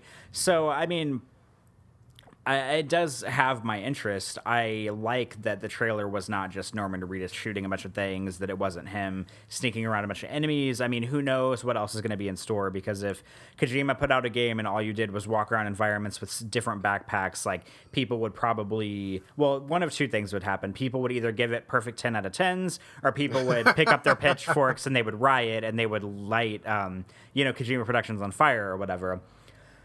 So I mean, I don't know. I'm definitely interested. Seeing gameplay actually makes me happy. I'm not above a CGI trailer, but seeing actual, like, in what seems to be in-game footage definitely turns me on. I have to say, I am somehow convinced that none of these actors actually want to work with Hideo Kojima. I think he has some kind of, like, potion or, like, some kind of spell that he casts on people, because I don't know how he gets the people he does to be in his game. And the new reveals in this trailer, where hopefully I'm pronouncing her name correctly, Léa Seydoux, a French actress. She was a Bond girl in the last Bond movie.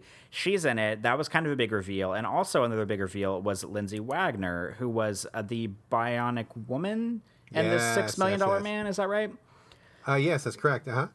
And I had to Google her because that was a little bit before my time, so I didn't know who she was. But the big controversy right now is that he de-aged her for the game. Like, she looks young in the game, and she's in fact, kind of an older, mature woman right now. So that's kind of like oh, Kojima, like, you're gonna put a chick in a bathing suit in your game for the entire game. Oh, you're gonna de-age Lindsay Wagner. Like, it's just one of those stupid, like, things.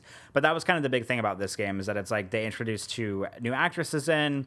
Both, I would argue that both of them are pretty high-profile actresses, and so, like, I want to know how the casting process goes for these games. Like, who gets in touch with whom to try to get these people to be in his game? Because, like, being in a video game is a lot different than being in a movie, because that, like, you have Léa Seydoux, who's like a good, like, French actress. She's very glamorous. I mean, the idea of her being in, like, a skin-tight motion capture suit with all those, like, little motion capture balls all over her, and, like, her helmet, and, like, with the camera in her face to do, like, the facial capture, that just, I mean, I don't know, maybe that's something she'd be really into. Maybe it's something Lindsay Wagner would be into, but it just doesn't seem like something that they would be like, oh yeah, let me just jump on this right now and do this.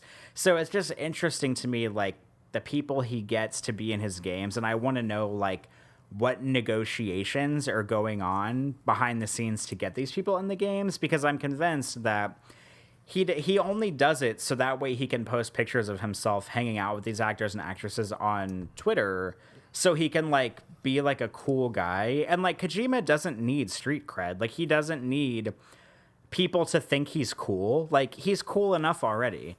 But he, like, feels like he needs to, like, weasel his way into this, like, Hollywood circle where he's got all these, like, cool actors and actresses, and he's, like, eating sushi in Japan at these cool restaurants with these actors. And I'm just like, just give us the fucking game. Like, I'm tired of everything surrounding the game.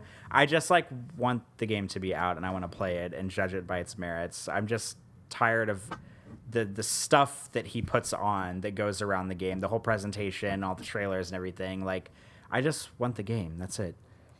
Yeah, I mean, nothing against Kojima, but he does kind of give off the vibe of being something of a starfucker. So it's like, you could just focus on your game and just get us the game. Because, like you said, I mean, he's probably debatably the most well-known game auteur these days. I mean, maybe Miyamoto edges him out, but it's pretty fucking close these days. I think that more people probably know Kojima, and yeah, he's famous already. Like, people know him. He's got tons of fans. I mean, I don't know. He doesn't need to keep posting selfies with people on Hollywood Boulevard or whatever. So anyway, hopefully the game will turn out to be something. I mean, if nothing else, it's fucking interesting as hell. I mean, not that that's good, but it's interesting, and who knows what he's gonna do. So we shall see. Moving on, we've got a couple games that we're both going to chime in on, and I'm going to give you a heads up now to kind of start thinking about it. After we wrap up the next two games, if there's anything left you want to give a quick shout out to, or anything you want to just call out real quick, we'll go through rapid fire. I might have one or two, and then we're going to probably wrap it up. How does that sound? That sounds like a plan. Okay. So let's talk about The Division 2 first. We've mentioned it on the show many times, but I and my wife went through basically the entire campaign of the Division co-op, and I thought that was a great time. Really enjoyed that very much so. Too bad the game shit the bed when it came to the post-game DLC stuff, but the main campaign, good times. That's like a running theme for this show. Like, oh, remember this game? I loved it, but the DLC was awful. We've said that like 4 times today. Literally 4 times, which is a lesson for developers. Please, if you do something great, do something else that's great. Don't ruin your game, because, man, something about adding DLC to a great experience just really just fucks it up. But Division 2 has been announced. Looks like they are moving the location to Washington, D.C. Although, to be honest, I don't remember where the first game was set. It was just like a city. I mean, it was random in snowy New York, city. dude. Was it? Yeah, because it was in like, they had like all the areas in New York, like Manhattan and Times Square and... Oh, I guess so. It was so generic, like as a city. It didn't really stand out to me as New York. But anyway, you're probably right.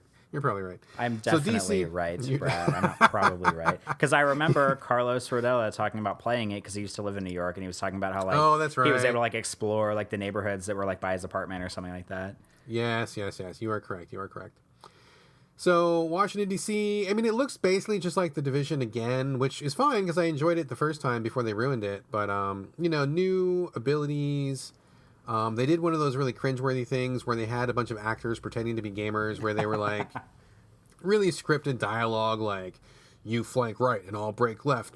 Oh, hey, what are you doing after? You want to grab some pizza? I'm broke, man. Oh, wait. Oh, bogey on your 6. Like, it just sounded so fake and weird. Like, nobody talks like that when they're playing a game. But other than the cringeworthy actor dialogue, I mean, it looked graphically very, nice looking, and grouping up with your friends is always fun. Seemed to be the same kind of, like, literally the same thing, just more and better. I mean, some of the new powers look kind of cool. You got new robot drones or something, and, I mean, I don't know. It just looked like The Division. So I would be up for more of this as long as it was as good as the original campaign. What about you? I agree. I'm hoping that Ubisoft takes this in a very Assassin's Creed direction, where, like, the first game was all right, it was good enough, but then the second game, like, they really learn about, like, how to make the game a lot better and improve it and, like, streamline it more. I'm hoping that's what they'll do with this, but I'm definitely looking forward to playing this with you and with your wife, among other people, whenever it comes out. Yeah, I would be down. It's not something that I'm, like, dying for, but we did have a really solid time, and I thought that was just really mechanically fun to play as a group.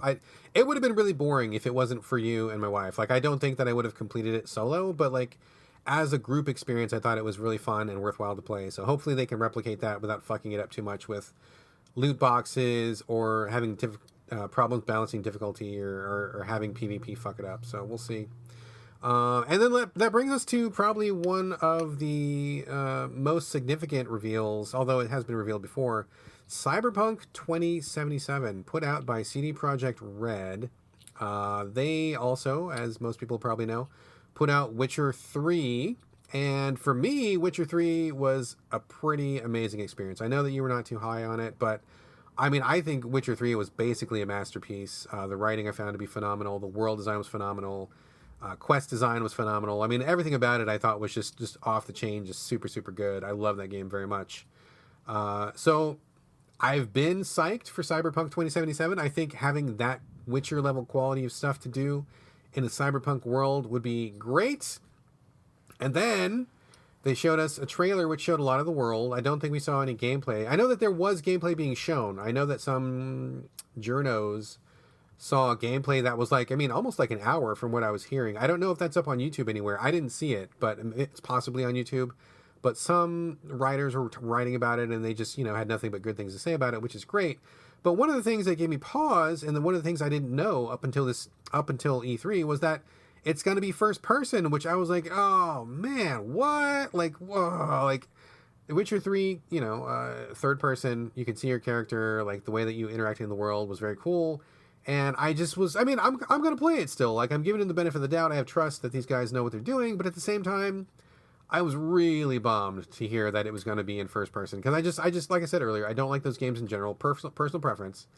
I still play them, but it is not my preferred way of playing. And I was just like, oh dear, like I was really looking forward to like having cool cyber parts and tricking out my character and just going through the world. I don't know. Like I said, I'm going to play it. These guys still have my faith in them, but I got to admit, I was a little bit bummed. So I know that you like Cyberpunk, even though you didn't like Witcher. What are your thoughts on Cyberpunk 2077? I am definitely interested. So, like, the big thing that I keep seeing over and over again coming out of E3 is that all of, like, the top secret game journalists who got to see and or play this game in person, I keep seeing this resonating idea of, like every time a console generation is kind of getting toward the end and you think, okay, maybe this is all that we've seen from a console, maybe it's time for like the PlayStation 5 or the Xbox 2 or whatever the fuck they're gonna call it. Then you see a game that makes you kind of reassess everything that you've come to know about the current console generation and realize that there is a lot of power that can still keep taking the console forward. And people are saying that about Cyberpunk. They're saying, like, okay, you think you've seen everything you have to see about this current console generation, but wait until you see Cyberpunk, and then you're going to realize that, we can still do a lot more with these consoles. So that is definitely something that's interesting to me. I similarly was surprised whenever I heard that it was going to be in first person, but I was more pleasantly surprised because I'm seeing a lot of comparisons on the internet to Deus Ex and Syndicate. And I mean, Deus Ex, like Human Revolution, is one of my favorite games of all time. And I have a feeling that this game maybe will control similarly to it if it's in first person. So I'm definitely okay with it being in first person. I don't really have any qualms with that. I mean, maybe I'll like it more if it's in first person. I'm not really sure, but I guess I won't really have a choice now. But I don't know. I'm definitely interested because I have no doubt in my mind that The Witcher 3 is like a phenomenal game. Everybody loves it. It has a really deep story, great quests, blah, blah, blah, all that stuff. But I mean, you've heard me say on the show 100 times, like whenever it comes to like fantasy in that realm and then comes to science fiction, I will pick science fiction every time. I will take, I'll leave Elder Scrolls behind, but I'll take Fallout. I don't like Dragon Age, but I'll play, BioWare's like Mass Effect all day. So this is kind of like the big thing for me. Like, I'm really excited because it's in a genre that I'm a lot more familiar and a lot more passionate about because I don't really care about fighting dragons with swords and casting magic spells and that stuff. I would rather have cool guns and have cool cars and, have it look like Blade Runner and be in the future. So that's definitely something that's getting me on board. Like, I have no doubt in my mind that I'll play Cyberpunk 2077. I hopefully will enjoy it. The biggest red flag for me that I'm concerned about right now is that it seems like this is one of those games where everybody that was at E3 who saw the gameplay or played it is talking about that, there's nothing but praise for it. Oh, this looks amazing. It's really going to push the console generation forward. It's going to show you things you've never seen with games before. It's big. You can do all this stuff, blah, blah, blah, which gives me red flags that by the time I get my hands on it, it's going to end up being underwhelming because it's being so overhyped. But I'm going to try to keep that in check, and hopefully I will enjoy it. But I'm definitely excited about this. I'm excited too. I mean, I did enjoy Deus Ex Human Revolution. I enjoyed it very much. So it's not like I'm against first person games, or it's not like I can't ever enjoy them. I was a little bit bummed. I got cards on the table. I was really looking forward to seeing my character. I would have been totally fine if it handled just like The Witcher 3 because I really like that a lot. But I will give it a shot. I'm definitely on board. These guys earned all of my faith with The Witcher 3. Those guys delivered in a big, big way. I know you don't care for fantasy, but boy, that was a hell of a game.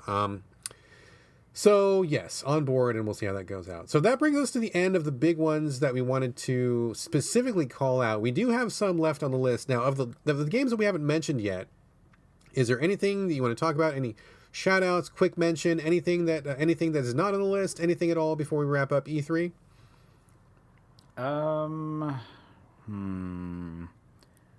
I'm interested to see what Starlink is, which is Bethesda's new thing. They didn't really show like anything about it other than it's like a new IP. So I'll be interested to see what that is, but I really don't know anything about it. Spider-Man also looks like it'll be great, but there's not really much to say about it. I feel like that's probably it for me. Pretty fair. Also excited for Spider-Man. That looks like, it's not going to be anything that is going to be like huge or genre defining. I think it'll be like a really cool weekend game where like I'll get into it and like, you know, it'll be cinematic and fun, and then you'll just be done with it and move on. So that's fine. That's totally fine. Those kind of games have a place in gaming. I'm looking forward to that. It looks good. I'll just give a couple quick notes here. Crackdown 3 delayed again. Don't know why. That game shouldn't be as hard to make as it is because they've already done 2 of them, and a lot of other people do that same kind of thing. So that was interesting that they delayed it. I don't give a shit about Gears of War, but Gears Tactics is coming out, and I would be interested to see it as a tactics game, although I just really don't like the aesthetic of that game at all. Like, it does not appeal to me in any way visually, but I'm always up for a good tactics game, so that's good.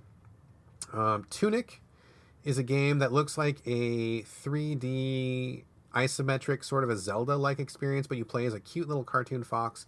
Looks adorable. I'm really looking forward to checking that out. Seems like a really good time. Shout out to Sable. Did you get a chance to watch the Sable trailer by any chance? Did you see that? I did not. No, what is that? Oh man, you got after the show, go watch the Sable trailer. That was one that people had recommended to me on Twitter, and that was a great recommendation.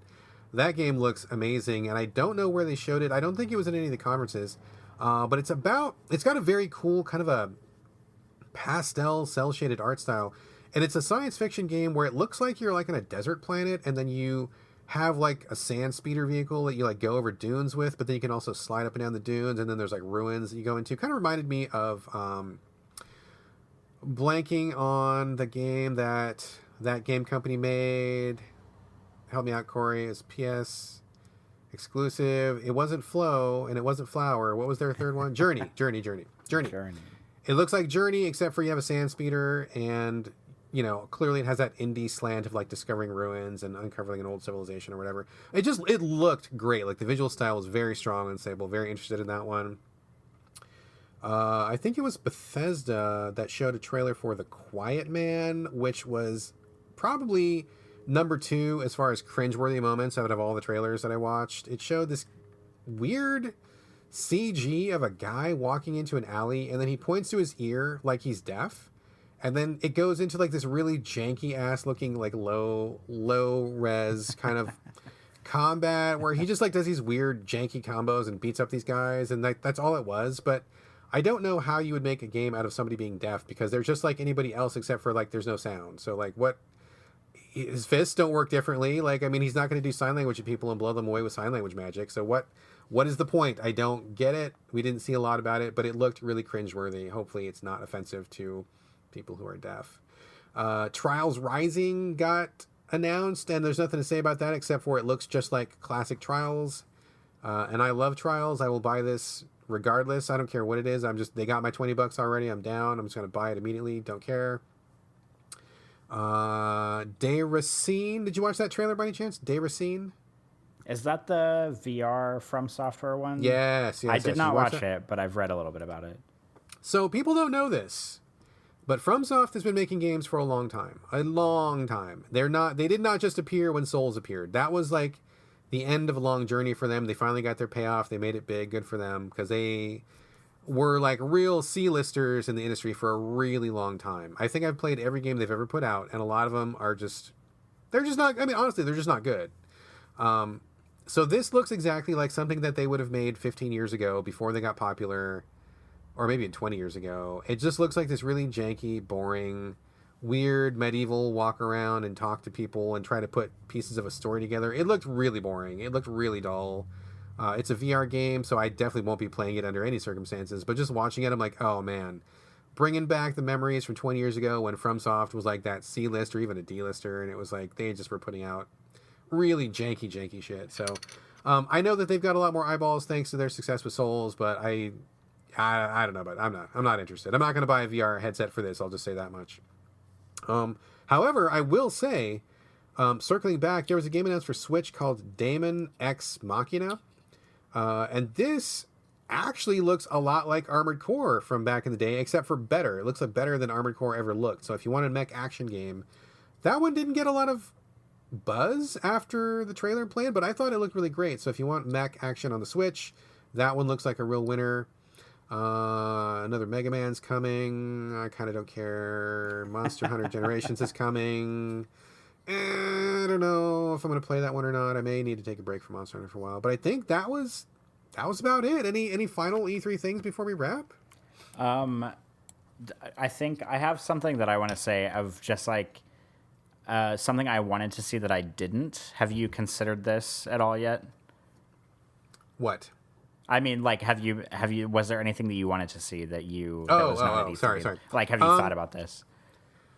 I have not thought about it, and to be perfectly honest, I'm fucking drowning in games right now, so I'm not really looking forward to anything. I have more than I can even deal with at the moment, so I literally have no desire for anything else right now. What I desire most is more free time, and I desire people to make their games shorter, because I don't need to spend 40 hours on a game, because I could play 4 10-hour games instead of one 40-hour game. That's my only desire. Shorter games is what I desire. I don't know if that's going to come true. What about you? What did you desire but didn't see? I think my big thing that I wanted to see that I did not see was a new Splinter Cell. Like, fucking come on, Ubisoft. Like, they teased Splinter Cell by putting Sam Fisher into Ghost Recon Wildlands. They gave him like a mission or something, some DLC or something. And I was like, oh, maybe this is like a sign of things to come. And I stand by my belief that they're going to do a new Splinter Cell soon.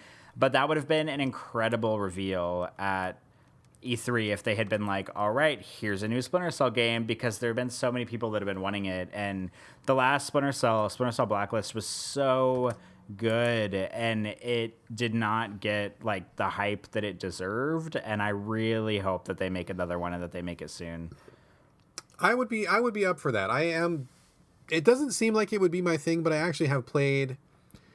I think I've played all of the Splinter Cell games. I think I may have not played Blacklist, but I think that's the only one that I haven't played. But I do like that franchise. I don't care for the story, but the gameplay is really what gets me, and I do enjoy those. I would be up for an updated, new, modernized, polished up Sam Fisher experience. I would be totally okay with that. Speaking of which, am I crazy, or did they announce Hitman 2? That was the thing that happened, wasn't it? That was like right before E3. That was a separate thing. Okay, so they announced Hitman 2. Okay, right. And it's not episodic anymore.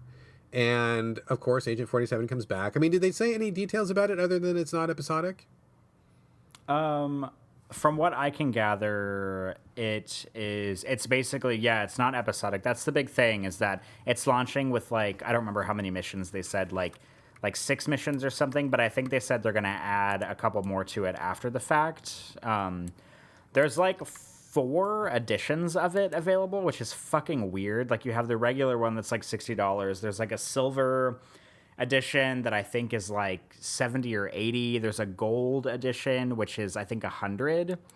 And then there's a big physical collector's edition that has like a suitcase and a bunch of like ridiculous bullshit that's GameStop exclusive that I think is 150. That, full disclosure, I am seriously considering buying because I'm a huge Hitman fan, but I realize how stupid that is.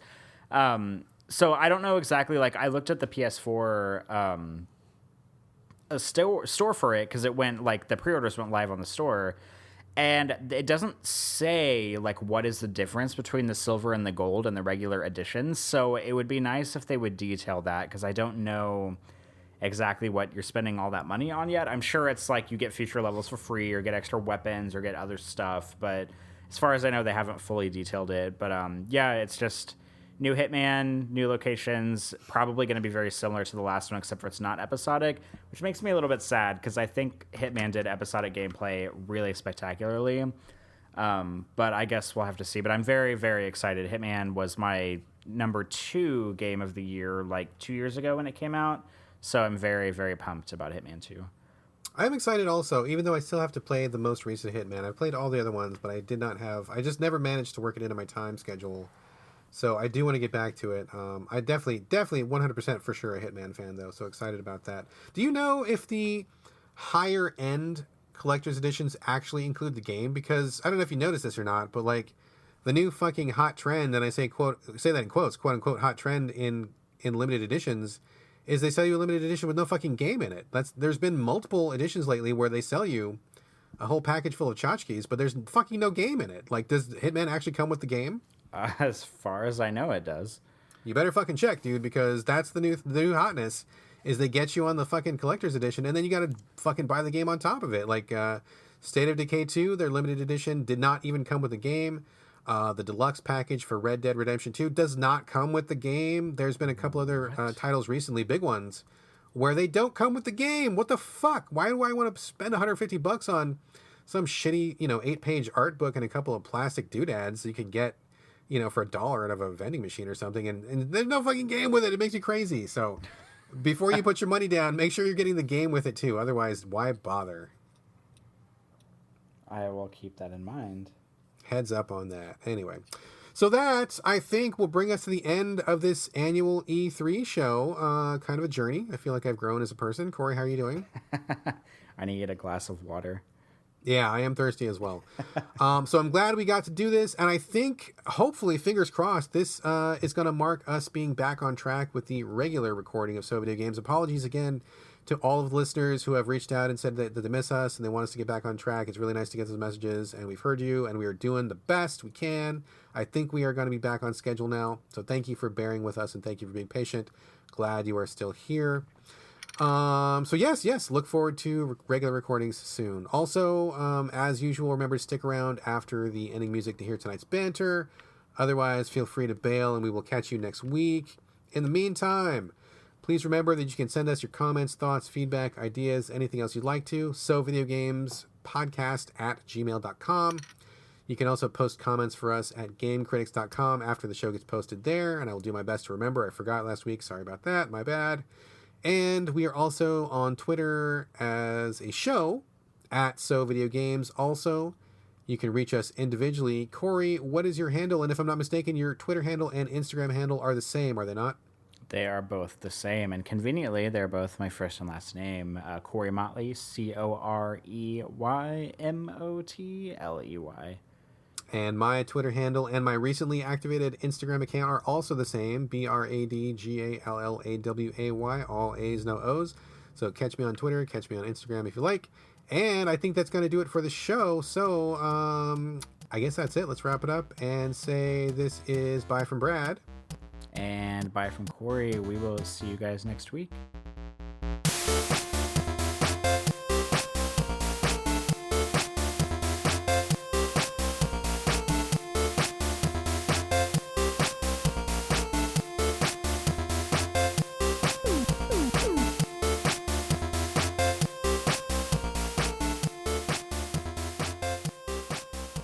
We're in business. All right, cool. So how are you doing, sir? I'm pretty good, I guess. I have only been home from my trip for like a couple of days, and I feel like I've been going nonstop since I got back. So I'm kind of like haven't really had time to sit down and just kind of like chill out for a while yet. Yeah, I feel the same. I was actually just telling Gina today that I was like feeling really overwhelmed. I got like a ton of stuff to do, like paperwork, and I've got some editing stuff to do, and I've got just all sorts of stuff to keep up with at the house, and I've been so busy. And today I actually have most of the day off. I'm not off today, but I don't have to work until the evening time, so I had most of the today off, and I got that feeling of where there's so much going on, like I don't even know where to begin because there's so much that I just can't even start, so I end up doing like none of it, you just sit there like paralyzed. Yeah. That is exactly where I'm at right now. But so you want to fill me in first on what you've been up to, or you want me to fill you in first? No, I don't know. It doesn't matter. All right, I'll tell you mine first. I don't have that much to tell. Been working, still ton of work. Although actually, the show is almost over. We are now in the final week of the run, and the show will be over, and they haven't announced if they're going to take it on tour or anything. I don't think that they probably will. I mean, if they do, that'll be a different situation, but personally, I don't feel like the show is quite ready to go on tour, and it's definitely not ready for Broadway yet, but oh no, we'll see. I mean, they're talking about it. I mean, it's I don't say that as a joke. I mean, like, they literally are talking about taking it to Broadway, but I don't think it's quite ready yet. Although I suppose that's up to the director and stuff, but yeah, so one more week and then back to, quote unquote regular life, I guess. But yeah, I've just been really, really super busy. I will say though, we went to a party with the cast yesterday. That's basically the only thing I've done. Like, I've done work. And yesterday was a party we went to. It was a barbecue at one of the actors' houses. And acting is kind of a weird thing because this is probably the fourth or fifth production I've worked on. And it's strange because, like, have you ever done acting? You ever done, worked on a play or anything like that at all? Any theatrical leanings for you, Corey? I had a very, very small part in one musical one year, and I mean, I guess like I did like show choir and stuff in high school, so maybe that would qualify as like performing regularly and stuff like that. I don't know if that's quite in the same realm. I did not know you did that. You sing pretty well. You got a good voice. I mean, I don't want to brag, but my senior year of high school, I went to, I guess I don't know how, I don't know if it's the same for every state, but we have in Missouri we had what's called district solos and ensembles, and you would go to the district competition and you either get a score of 1 through 5 on if you sing or do a musical thing, or you can do an ensemble. And if you get a 1 at districts, you get to go to state. And my senior year, I got a 1 at districts and went to state for a vocal solo. So I'm not bad, I guess. I had no idea. We will have to have you sing something for us here on the show. Oh, no, never. Oh, my God. No. Well, that's cool. I did not know that. I did not know that at all. But so let me run this by you. Maybe this will be familiar, maybe it won't be. But so this is like the 4th or 5th, like, play that I've worked on. And the thing that's strange about it is like you start this gig and you know it's only going to be for like a limited time. So like you begin, you do rehearsals, and you're spending like a lot of time with these people that you come together with. So like, rehearsals are always like, minimum 8 hours a day, probably longer than that, depending on like what the schedule is. And when you get into technical rehearsals, which is where they get people up on stage and then they look at the costumes and look at the lights and look at the sound and get all those things ready, that can be even like 12 and 14 hours sometimes. And so You get together this group of people that you don't know. Then you spend like a month or 2 months with them, like for 8, 10, 12 hours a day. Super intense. You just spend like your entire time with them.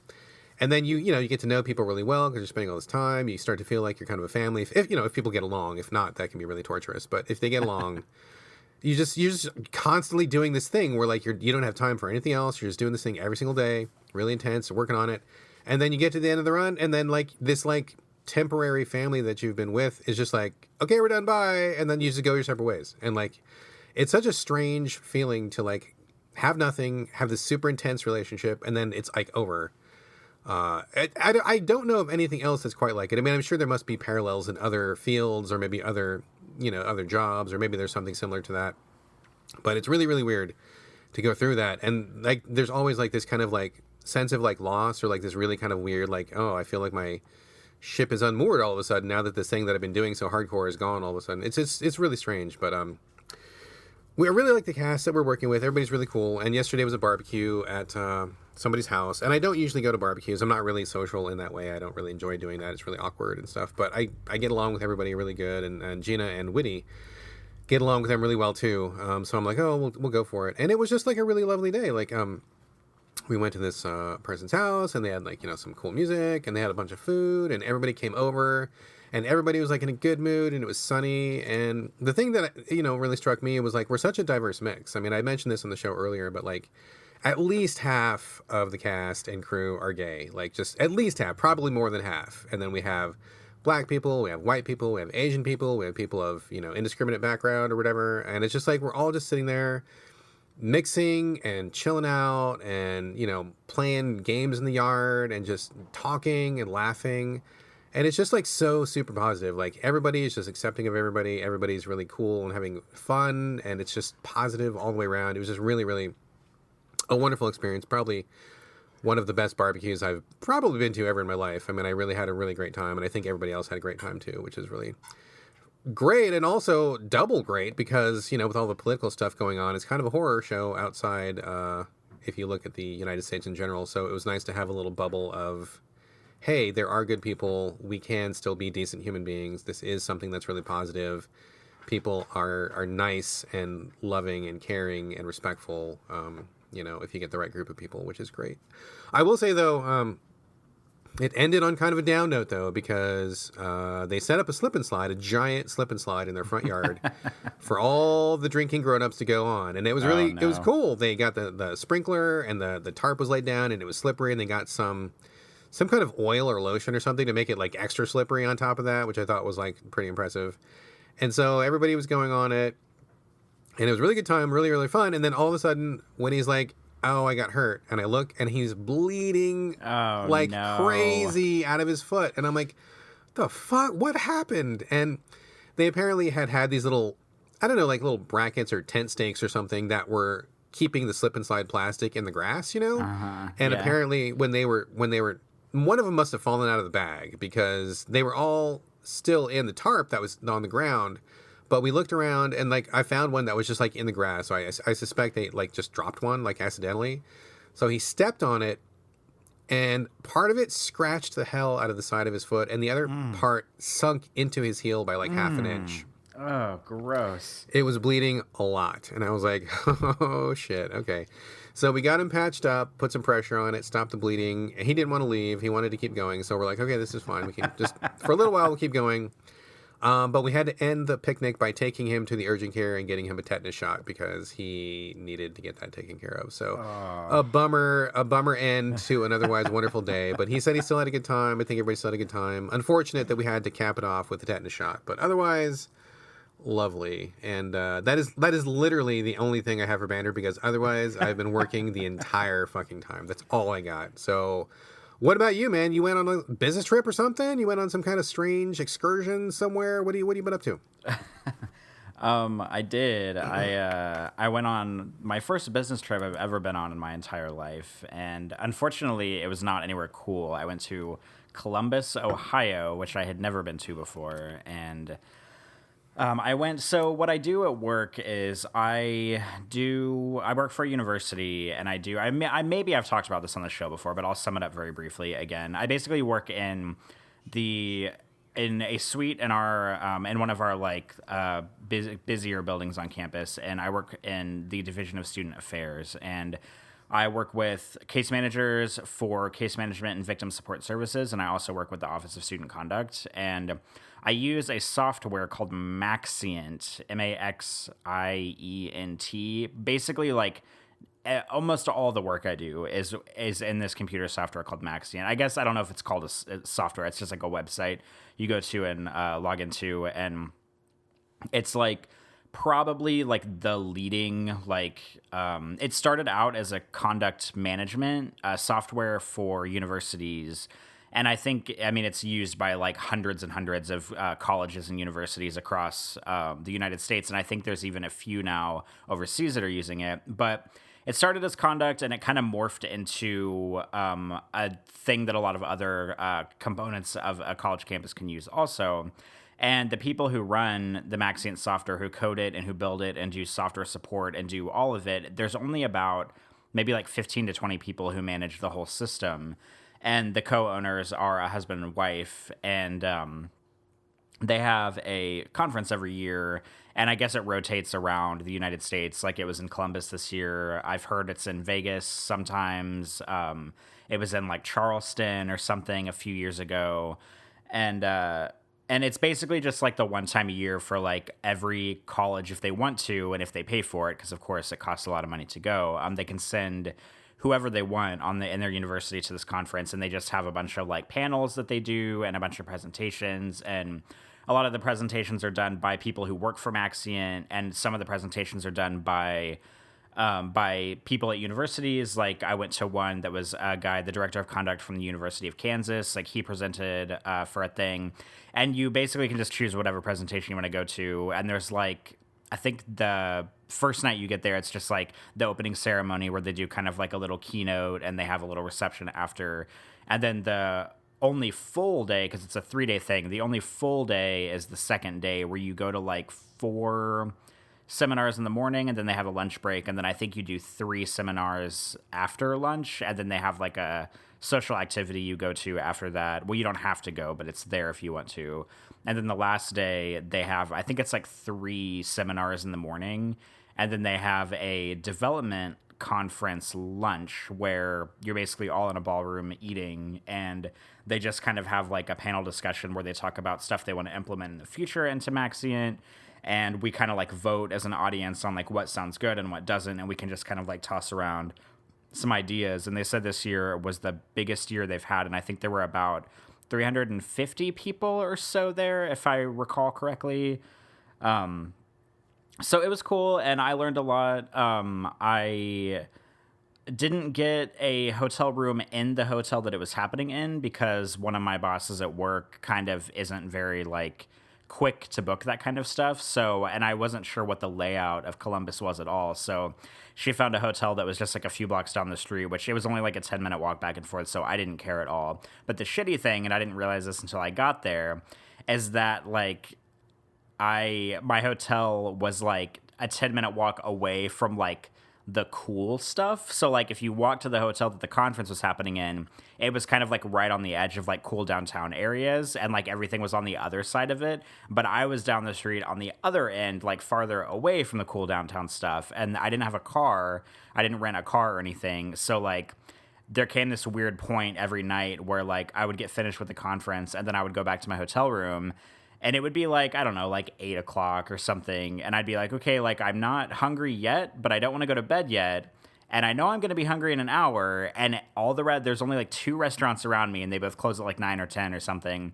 So it was that weird, like I wasn't quite sure what to do about food situation. And like the hotel I was staying in, like they had a little restaurant downtown or down in like the basement, and but it closed. So like I couldn't just like order fancy room service or anything. So that was kind of a weird like logistical first business trip thing that I kind of had to work out for myself. But overall, I mean, I had a pretty good time, and I feel like I learned a lot at the conference. I also felt kind of overwhelmed because I have only been using the software for about 6 months.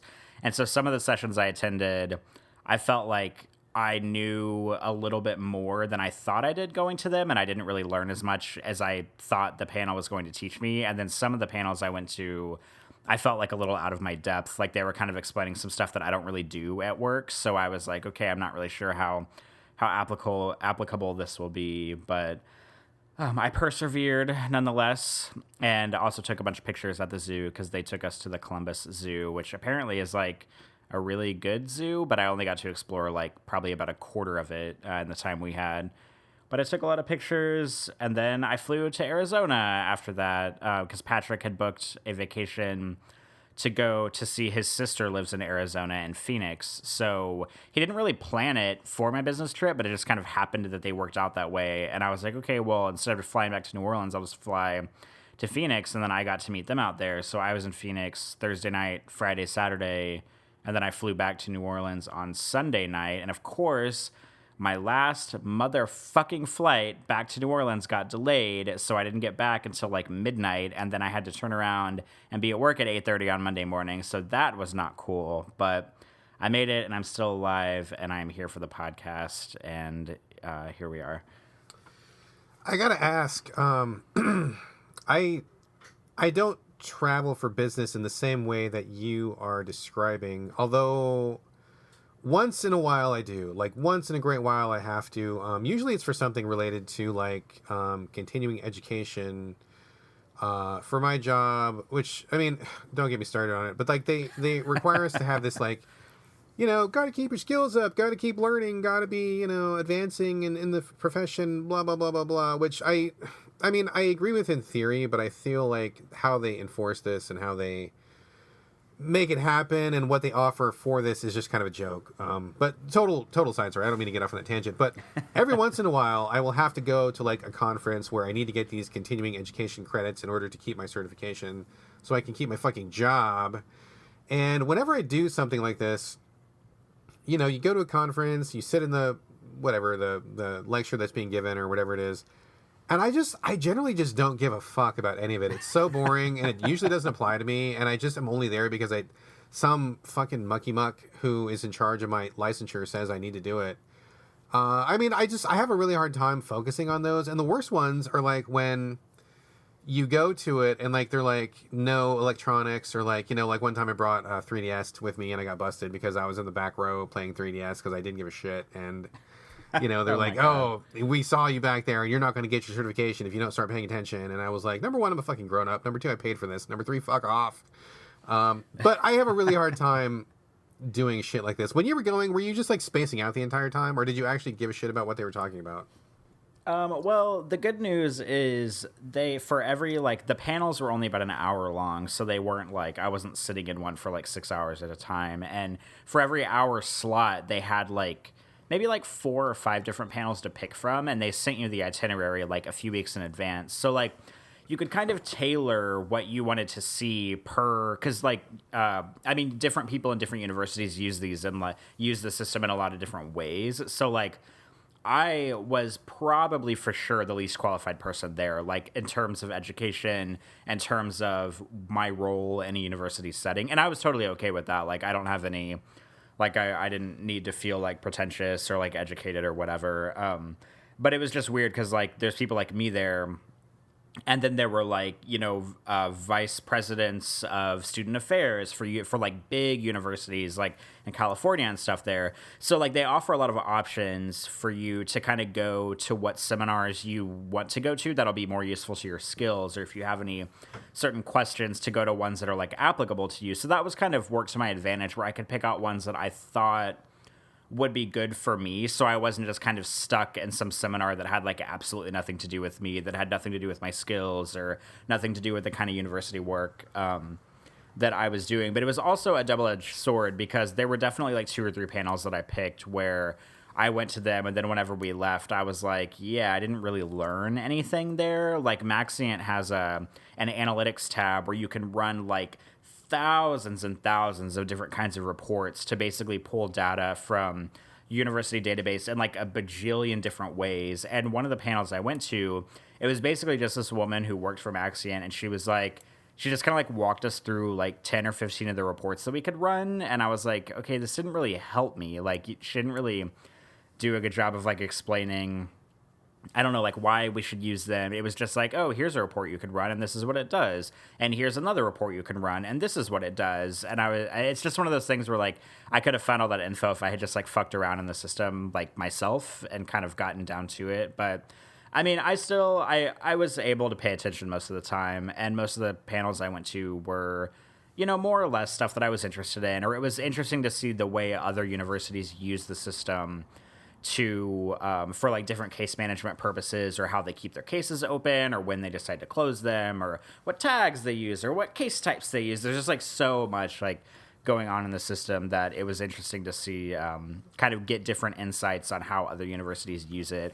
But the thing I'm terrible at conferences like this is just doing like mingling with people, because like I don't really like people, and I'm not like I'm perfectly capable of mingling. Like, I can do it, and I can be charming, and I can be, you know, whatever if I need to be, but it's not like my default setting. So, like, I feel like people use this conference as a big networking opportunity to just like talk to other people, like not during seminars, and just like figure out what's going on and kind of take like the temperature of, you know, maybe like the university space over the United States. But I didn't really use it like that. I just kind of kept to myself for the most part and didn't really, I don't know, mingle a whole lot. Like, I talked to a handful of people, and like one woman I talked to had previously worked with like one of the vice presidents of student affairs in my university, and she was like so excited that I was working with him and that she had worked with him before, and she like gave me her card and was like, oh, he would be a great mentor, like tell him that you saw me and blah blah blah. And I was like, oh my god, this is like too much for me. But she was nice, and it was a pleasant, you know, interaction. But it's just I don't know, it was just kind of strange, but it was good overall. Well, that's good. I'm glad you got some value out of it, because I avoid these things like the plague, and every time that I go to one of these things, which sounds actually very similar to what I do, just with a different topic, I hate going to them. I hate mingling with people because I can't stand it, and it just doesn't really, I just don't have anything to say to people, and I don't really, you know, I talk to people who I want to talk to, and so I don't want to talk to strangers about whatever. And I mean, with your thing, at least you have like a computer program where it makes sense to kind of keep learning about it, because maybe they change things, or maybe there's new features. So there's actually something it seems like possibly to learn. And my job, it's like once you get good at doing it, you're either good at it or you're not. And there's not really anything that you can really do. Maybe some people disagree, but I feel like once you're good at it, you're good. And if you're not good, you're not good. And that doesn't really change over time. And so I mean, like, I've been doing this fucking job for 22 years. Like, what are you going to teach me that I don't already know after 22 years of fucking doing this, you know? So at least you got some value out of it. That sounds like it wasn't completely worthless. Did you eat any delicious food when you were out there by any chance, just real quickly before we move on? Oh, yeah, I forget that we always talk about food. Okay, so there were 2 restaurants that were close to my hotel, and one of them was like a beer and kind of, well, it wasn't like a beer place, but it was like, I don't know, just kind of like a bar, like a restaurant bar, but it was kind of nice. I guess it was like a draft house, I guess is what you could call it. And when I got to my hotel, it was too early for me to check in. So I was like, oh, well, hold the fuck up. There's a draft house right behind the hotel. So I went and got beer and got lunch. And I had a honey habanero chicken sandwich, and it was pretty yummy with fries on the side. And then the second night I was there was an Indian restaurant down the street from my hotel I think it was called Haveli Bistro. And like the interior looked amazing because the bar had this really cool, like kind of like yellowish gold, like light paneling behind it. And it was just like really, I don't know, just like modern and really like chic looking. And so I went in and I was just planning on getting some food to go because like most Indian restaurants, you can just like go in and order takeout, kind of like Chinese places. And I always get vindaloo chicken at Indian places. And so I went and I ordered that. And she was like, okay, it'll be about like 10 or 15 minutes and we'll have it up. And I was like, okay. And then I was like, well, why not like stop at the bar and grab a drink like while I'm here? It's like a 2-minute walk back to the hotel. So I looked at the menu, and they had... So preface this by saying that an old-fashioned is one of my favorite cocktails. And an old-fashioned is a pretty simple cocktail. It just has whiskey and a simple either crushed sugar or simple syrup, and a couple different kinds of bitters, like usually orange bitters and aromatic bitters, and then like a slice of orange in it or something like that, or like a orange peel, I guess, if you will. And they had a smoked old-fashioned on the menu, and an old-fashioned is kind of like one of those things where, everybody makes it a little bit differently. So I was super interested, and the little tiny bartender who made it for me, he like made the old-fashioned like you normally would in a cocktail glass, and then he put it on this like wood platform thing that was maybe about 6 inches across. It was a circle. And there was like these like kind of like wood chips sort of like on the side of the tray. And he like took a torch and lit the wood chips or whatever they were so that they would catch on fire for a second and start smoking. And then he blew it out and he put like kind of like a fishbowl looking dish over the top of the platform. So that way the smoke was all contained in the fishbowl, and it was like, I guess like making the drink like smoky and aromatic. And then he like served it to me on the platform, and he was like, okay, like whenever you're ready, you could just take the lid off. And so it was really neat because it was like this like glass globe of like smoky cocktail in front of me. And then I just got to like pull the little lid off and let the smoke come out. And it definitely like, infused the drink with smokiness. And the way I'm describing this probably doesn't make it sound, horribly tasty. Like, oh, it's whiskey with smoke in it. But it was actually really delicious. And I mean, part of the cool thing about ordering like craft cocktails is sort of like seeing them be made in front of you. And so it was definitely like an eccentric cocktail, and that was delicious. So if anybody is listening and you live in Columbus or you're going there, check out Haveli Bistro and order the smoked old-fashioned. No, that sounds really cool. I don't drink, and so I probably would never order that, but just hearing your description of it is pretty cool. I mean, presentation counts for a lot when you talk about like, food service or drinks and stuff like that. I mean, visual, like, and you're saying like the process of doing it, or, like it's like kind of similar to like when you go to like a sushi bar or something and you order it fresh. I mean, you can watch them making it, and so that's kind of the part of the appeal as well. Or whenever somebody serves you something that comes under like a little, one of those little metal lids or something that's on fire or whatever. I mean, that would actually now that you mention it, one thing that I saw somebody drinking was like a ceramic bowl that had a little volcano shaped protuberance in the middle of it. Have you seen this? You know what I'm talking about? I don't. But you're laughing, so you know where this is going, right? I mean, it sounds ridiculous. So what happens is they poured like 9 different kinds of booze into this thing, and there was like Everclear. So like the bowl surrounding was filled with like 9 different kinds of booze, and then the little volcano thing was filled with like Everclear or something. And so they lit the little volcano on fire, and it immediately caught fire and burned. And then they poured a little bit more, and it just like poured over the lip of the volcano into the bowl below, and the whole thing caught fire, and it looked like lava was running down the side of this thing. And then you were supposed to take a long straw so that your head was not near the fire, and then you would like drink the burning alcohol that was at the bottom of the bowl, and everybody thought it was really cool. I mean, it was very visually impressive. I was like, wow, this is ridiculous. drinking burning booze out of a fucking volcano. But so I don't know if it was any good, but like you said, presentation counts for a lot. So that smoky dome thing sounds pretty cool. Flaming alcohol volcano, also a thing. I'm sure there are many other things that are similar to that. In fact, one last thing before we move on is similar. I think it's Nels Anderson who works at he did Shadow of the Ninja, and he was where does he work now? I don't know where he works. Whatever. He just did a game that was really, really good. I'm so off my game. Nels Anderson, whoever you are, I know who you are. No one else knows who you are because I'm failing to explain who you are. But Nels is a great guy. Works in video. He makes great video games. I forget the other thing he made because I'm really tired. Sorry, apologies. But anyway, I'm pretty sure it was Nels that went to like a bar in Alaska where they served a cocktail that came with a literal mummified human toe in it. Oh, gross. They served you this drink, and it was like literally a mummified human toe. And then they gave it to you, and they sloshed it around so that the toe was in there for a while. And then they took it back because they only had one, because clearly, people are not like lopping off toes to make this drink. So, but that was like part of the presentation there as well. And that was what that bar was known for, was like the dead man's toe or something, or whatever they called that drink. But probably gross. I don't know. But again, just goes to show presentation really counts for a lot when it comes to food, alcohol, whatever. It's half the thing. So I'm sorry, I am not making any fucking sense today. Presentation is half the thing. What does that even mean? It doesn't mean anything. God, I'm so pathetic. Sorry. I wish I could make my points effectively. Not going to happen today, so please bear with me, folks. Anyway, I don't have anything else for banter. Do you have anything else for banter?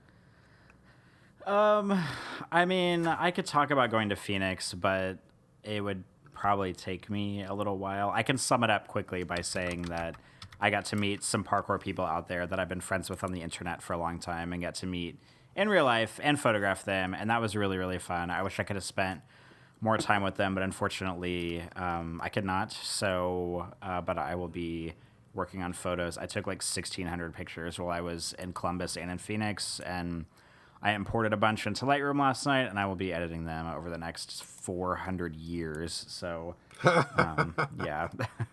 Excellent. I got to say, just a quick shout out to you as well. To anybody who's not following Corey on Instagram, I started following him. Man, you've got some pretty dope ass pictures. You've had a couple really, really good ones lately. Not to toot your own horn here, and I know we don't want to be like all, giving ourselves big ups on the show because it sounds like really like we're just too high on ourselves. But I do want to give you props because some of those pictures I've actually been showing people, like when I'm like just standing around and I look at your pictures, I'll like grab somebody, and not a stranger, but like, if there's somebody I know nearby, and I'll be like, dude, look at this picture my friend took. This is the best picture. It's so cool. So if you're not following Corey on Instagram, follow Corey on Instagram. If you want to see hunky dudes doing cool acrobatics and sweet photo editing being done to those. So, all right, let's move on. Oh, I did look up Nels Anderson. He worked on Firewatch. He did Mark of the Ninja, and he's at Campo Santo, who just got bought by Steam. So that's where Nels is from. Nels is a great guy. Love Nels. Great creator, and apparently he likes drinks with dead people in them. If I'm not remembering incorrectly, so I could be, but I think that was Nels that told me that. Anyway, all right, we got a shitload of stuff to talk about. We should probably start talking about some games. Let's talk about some games.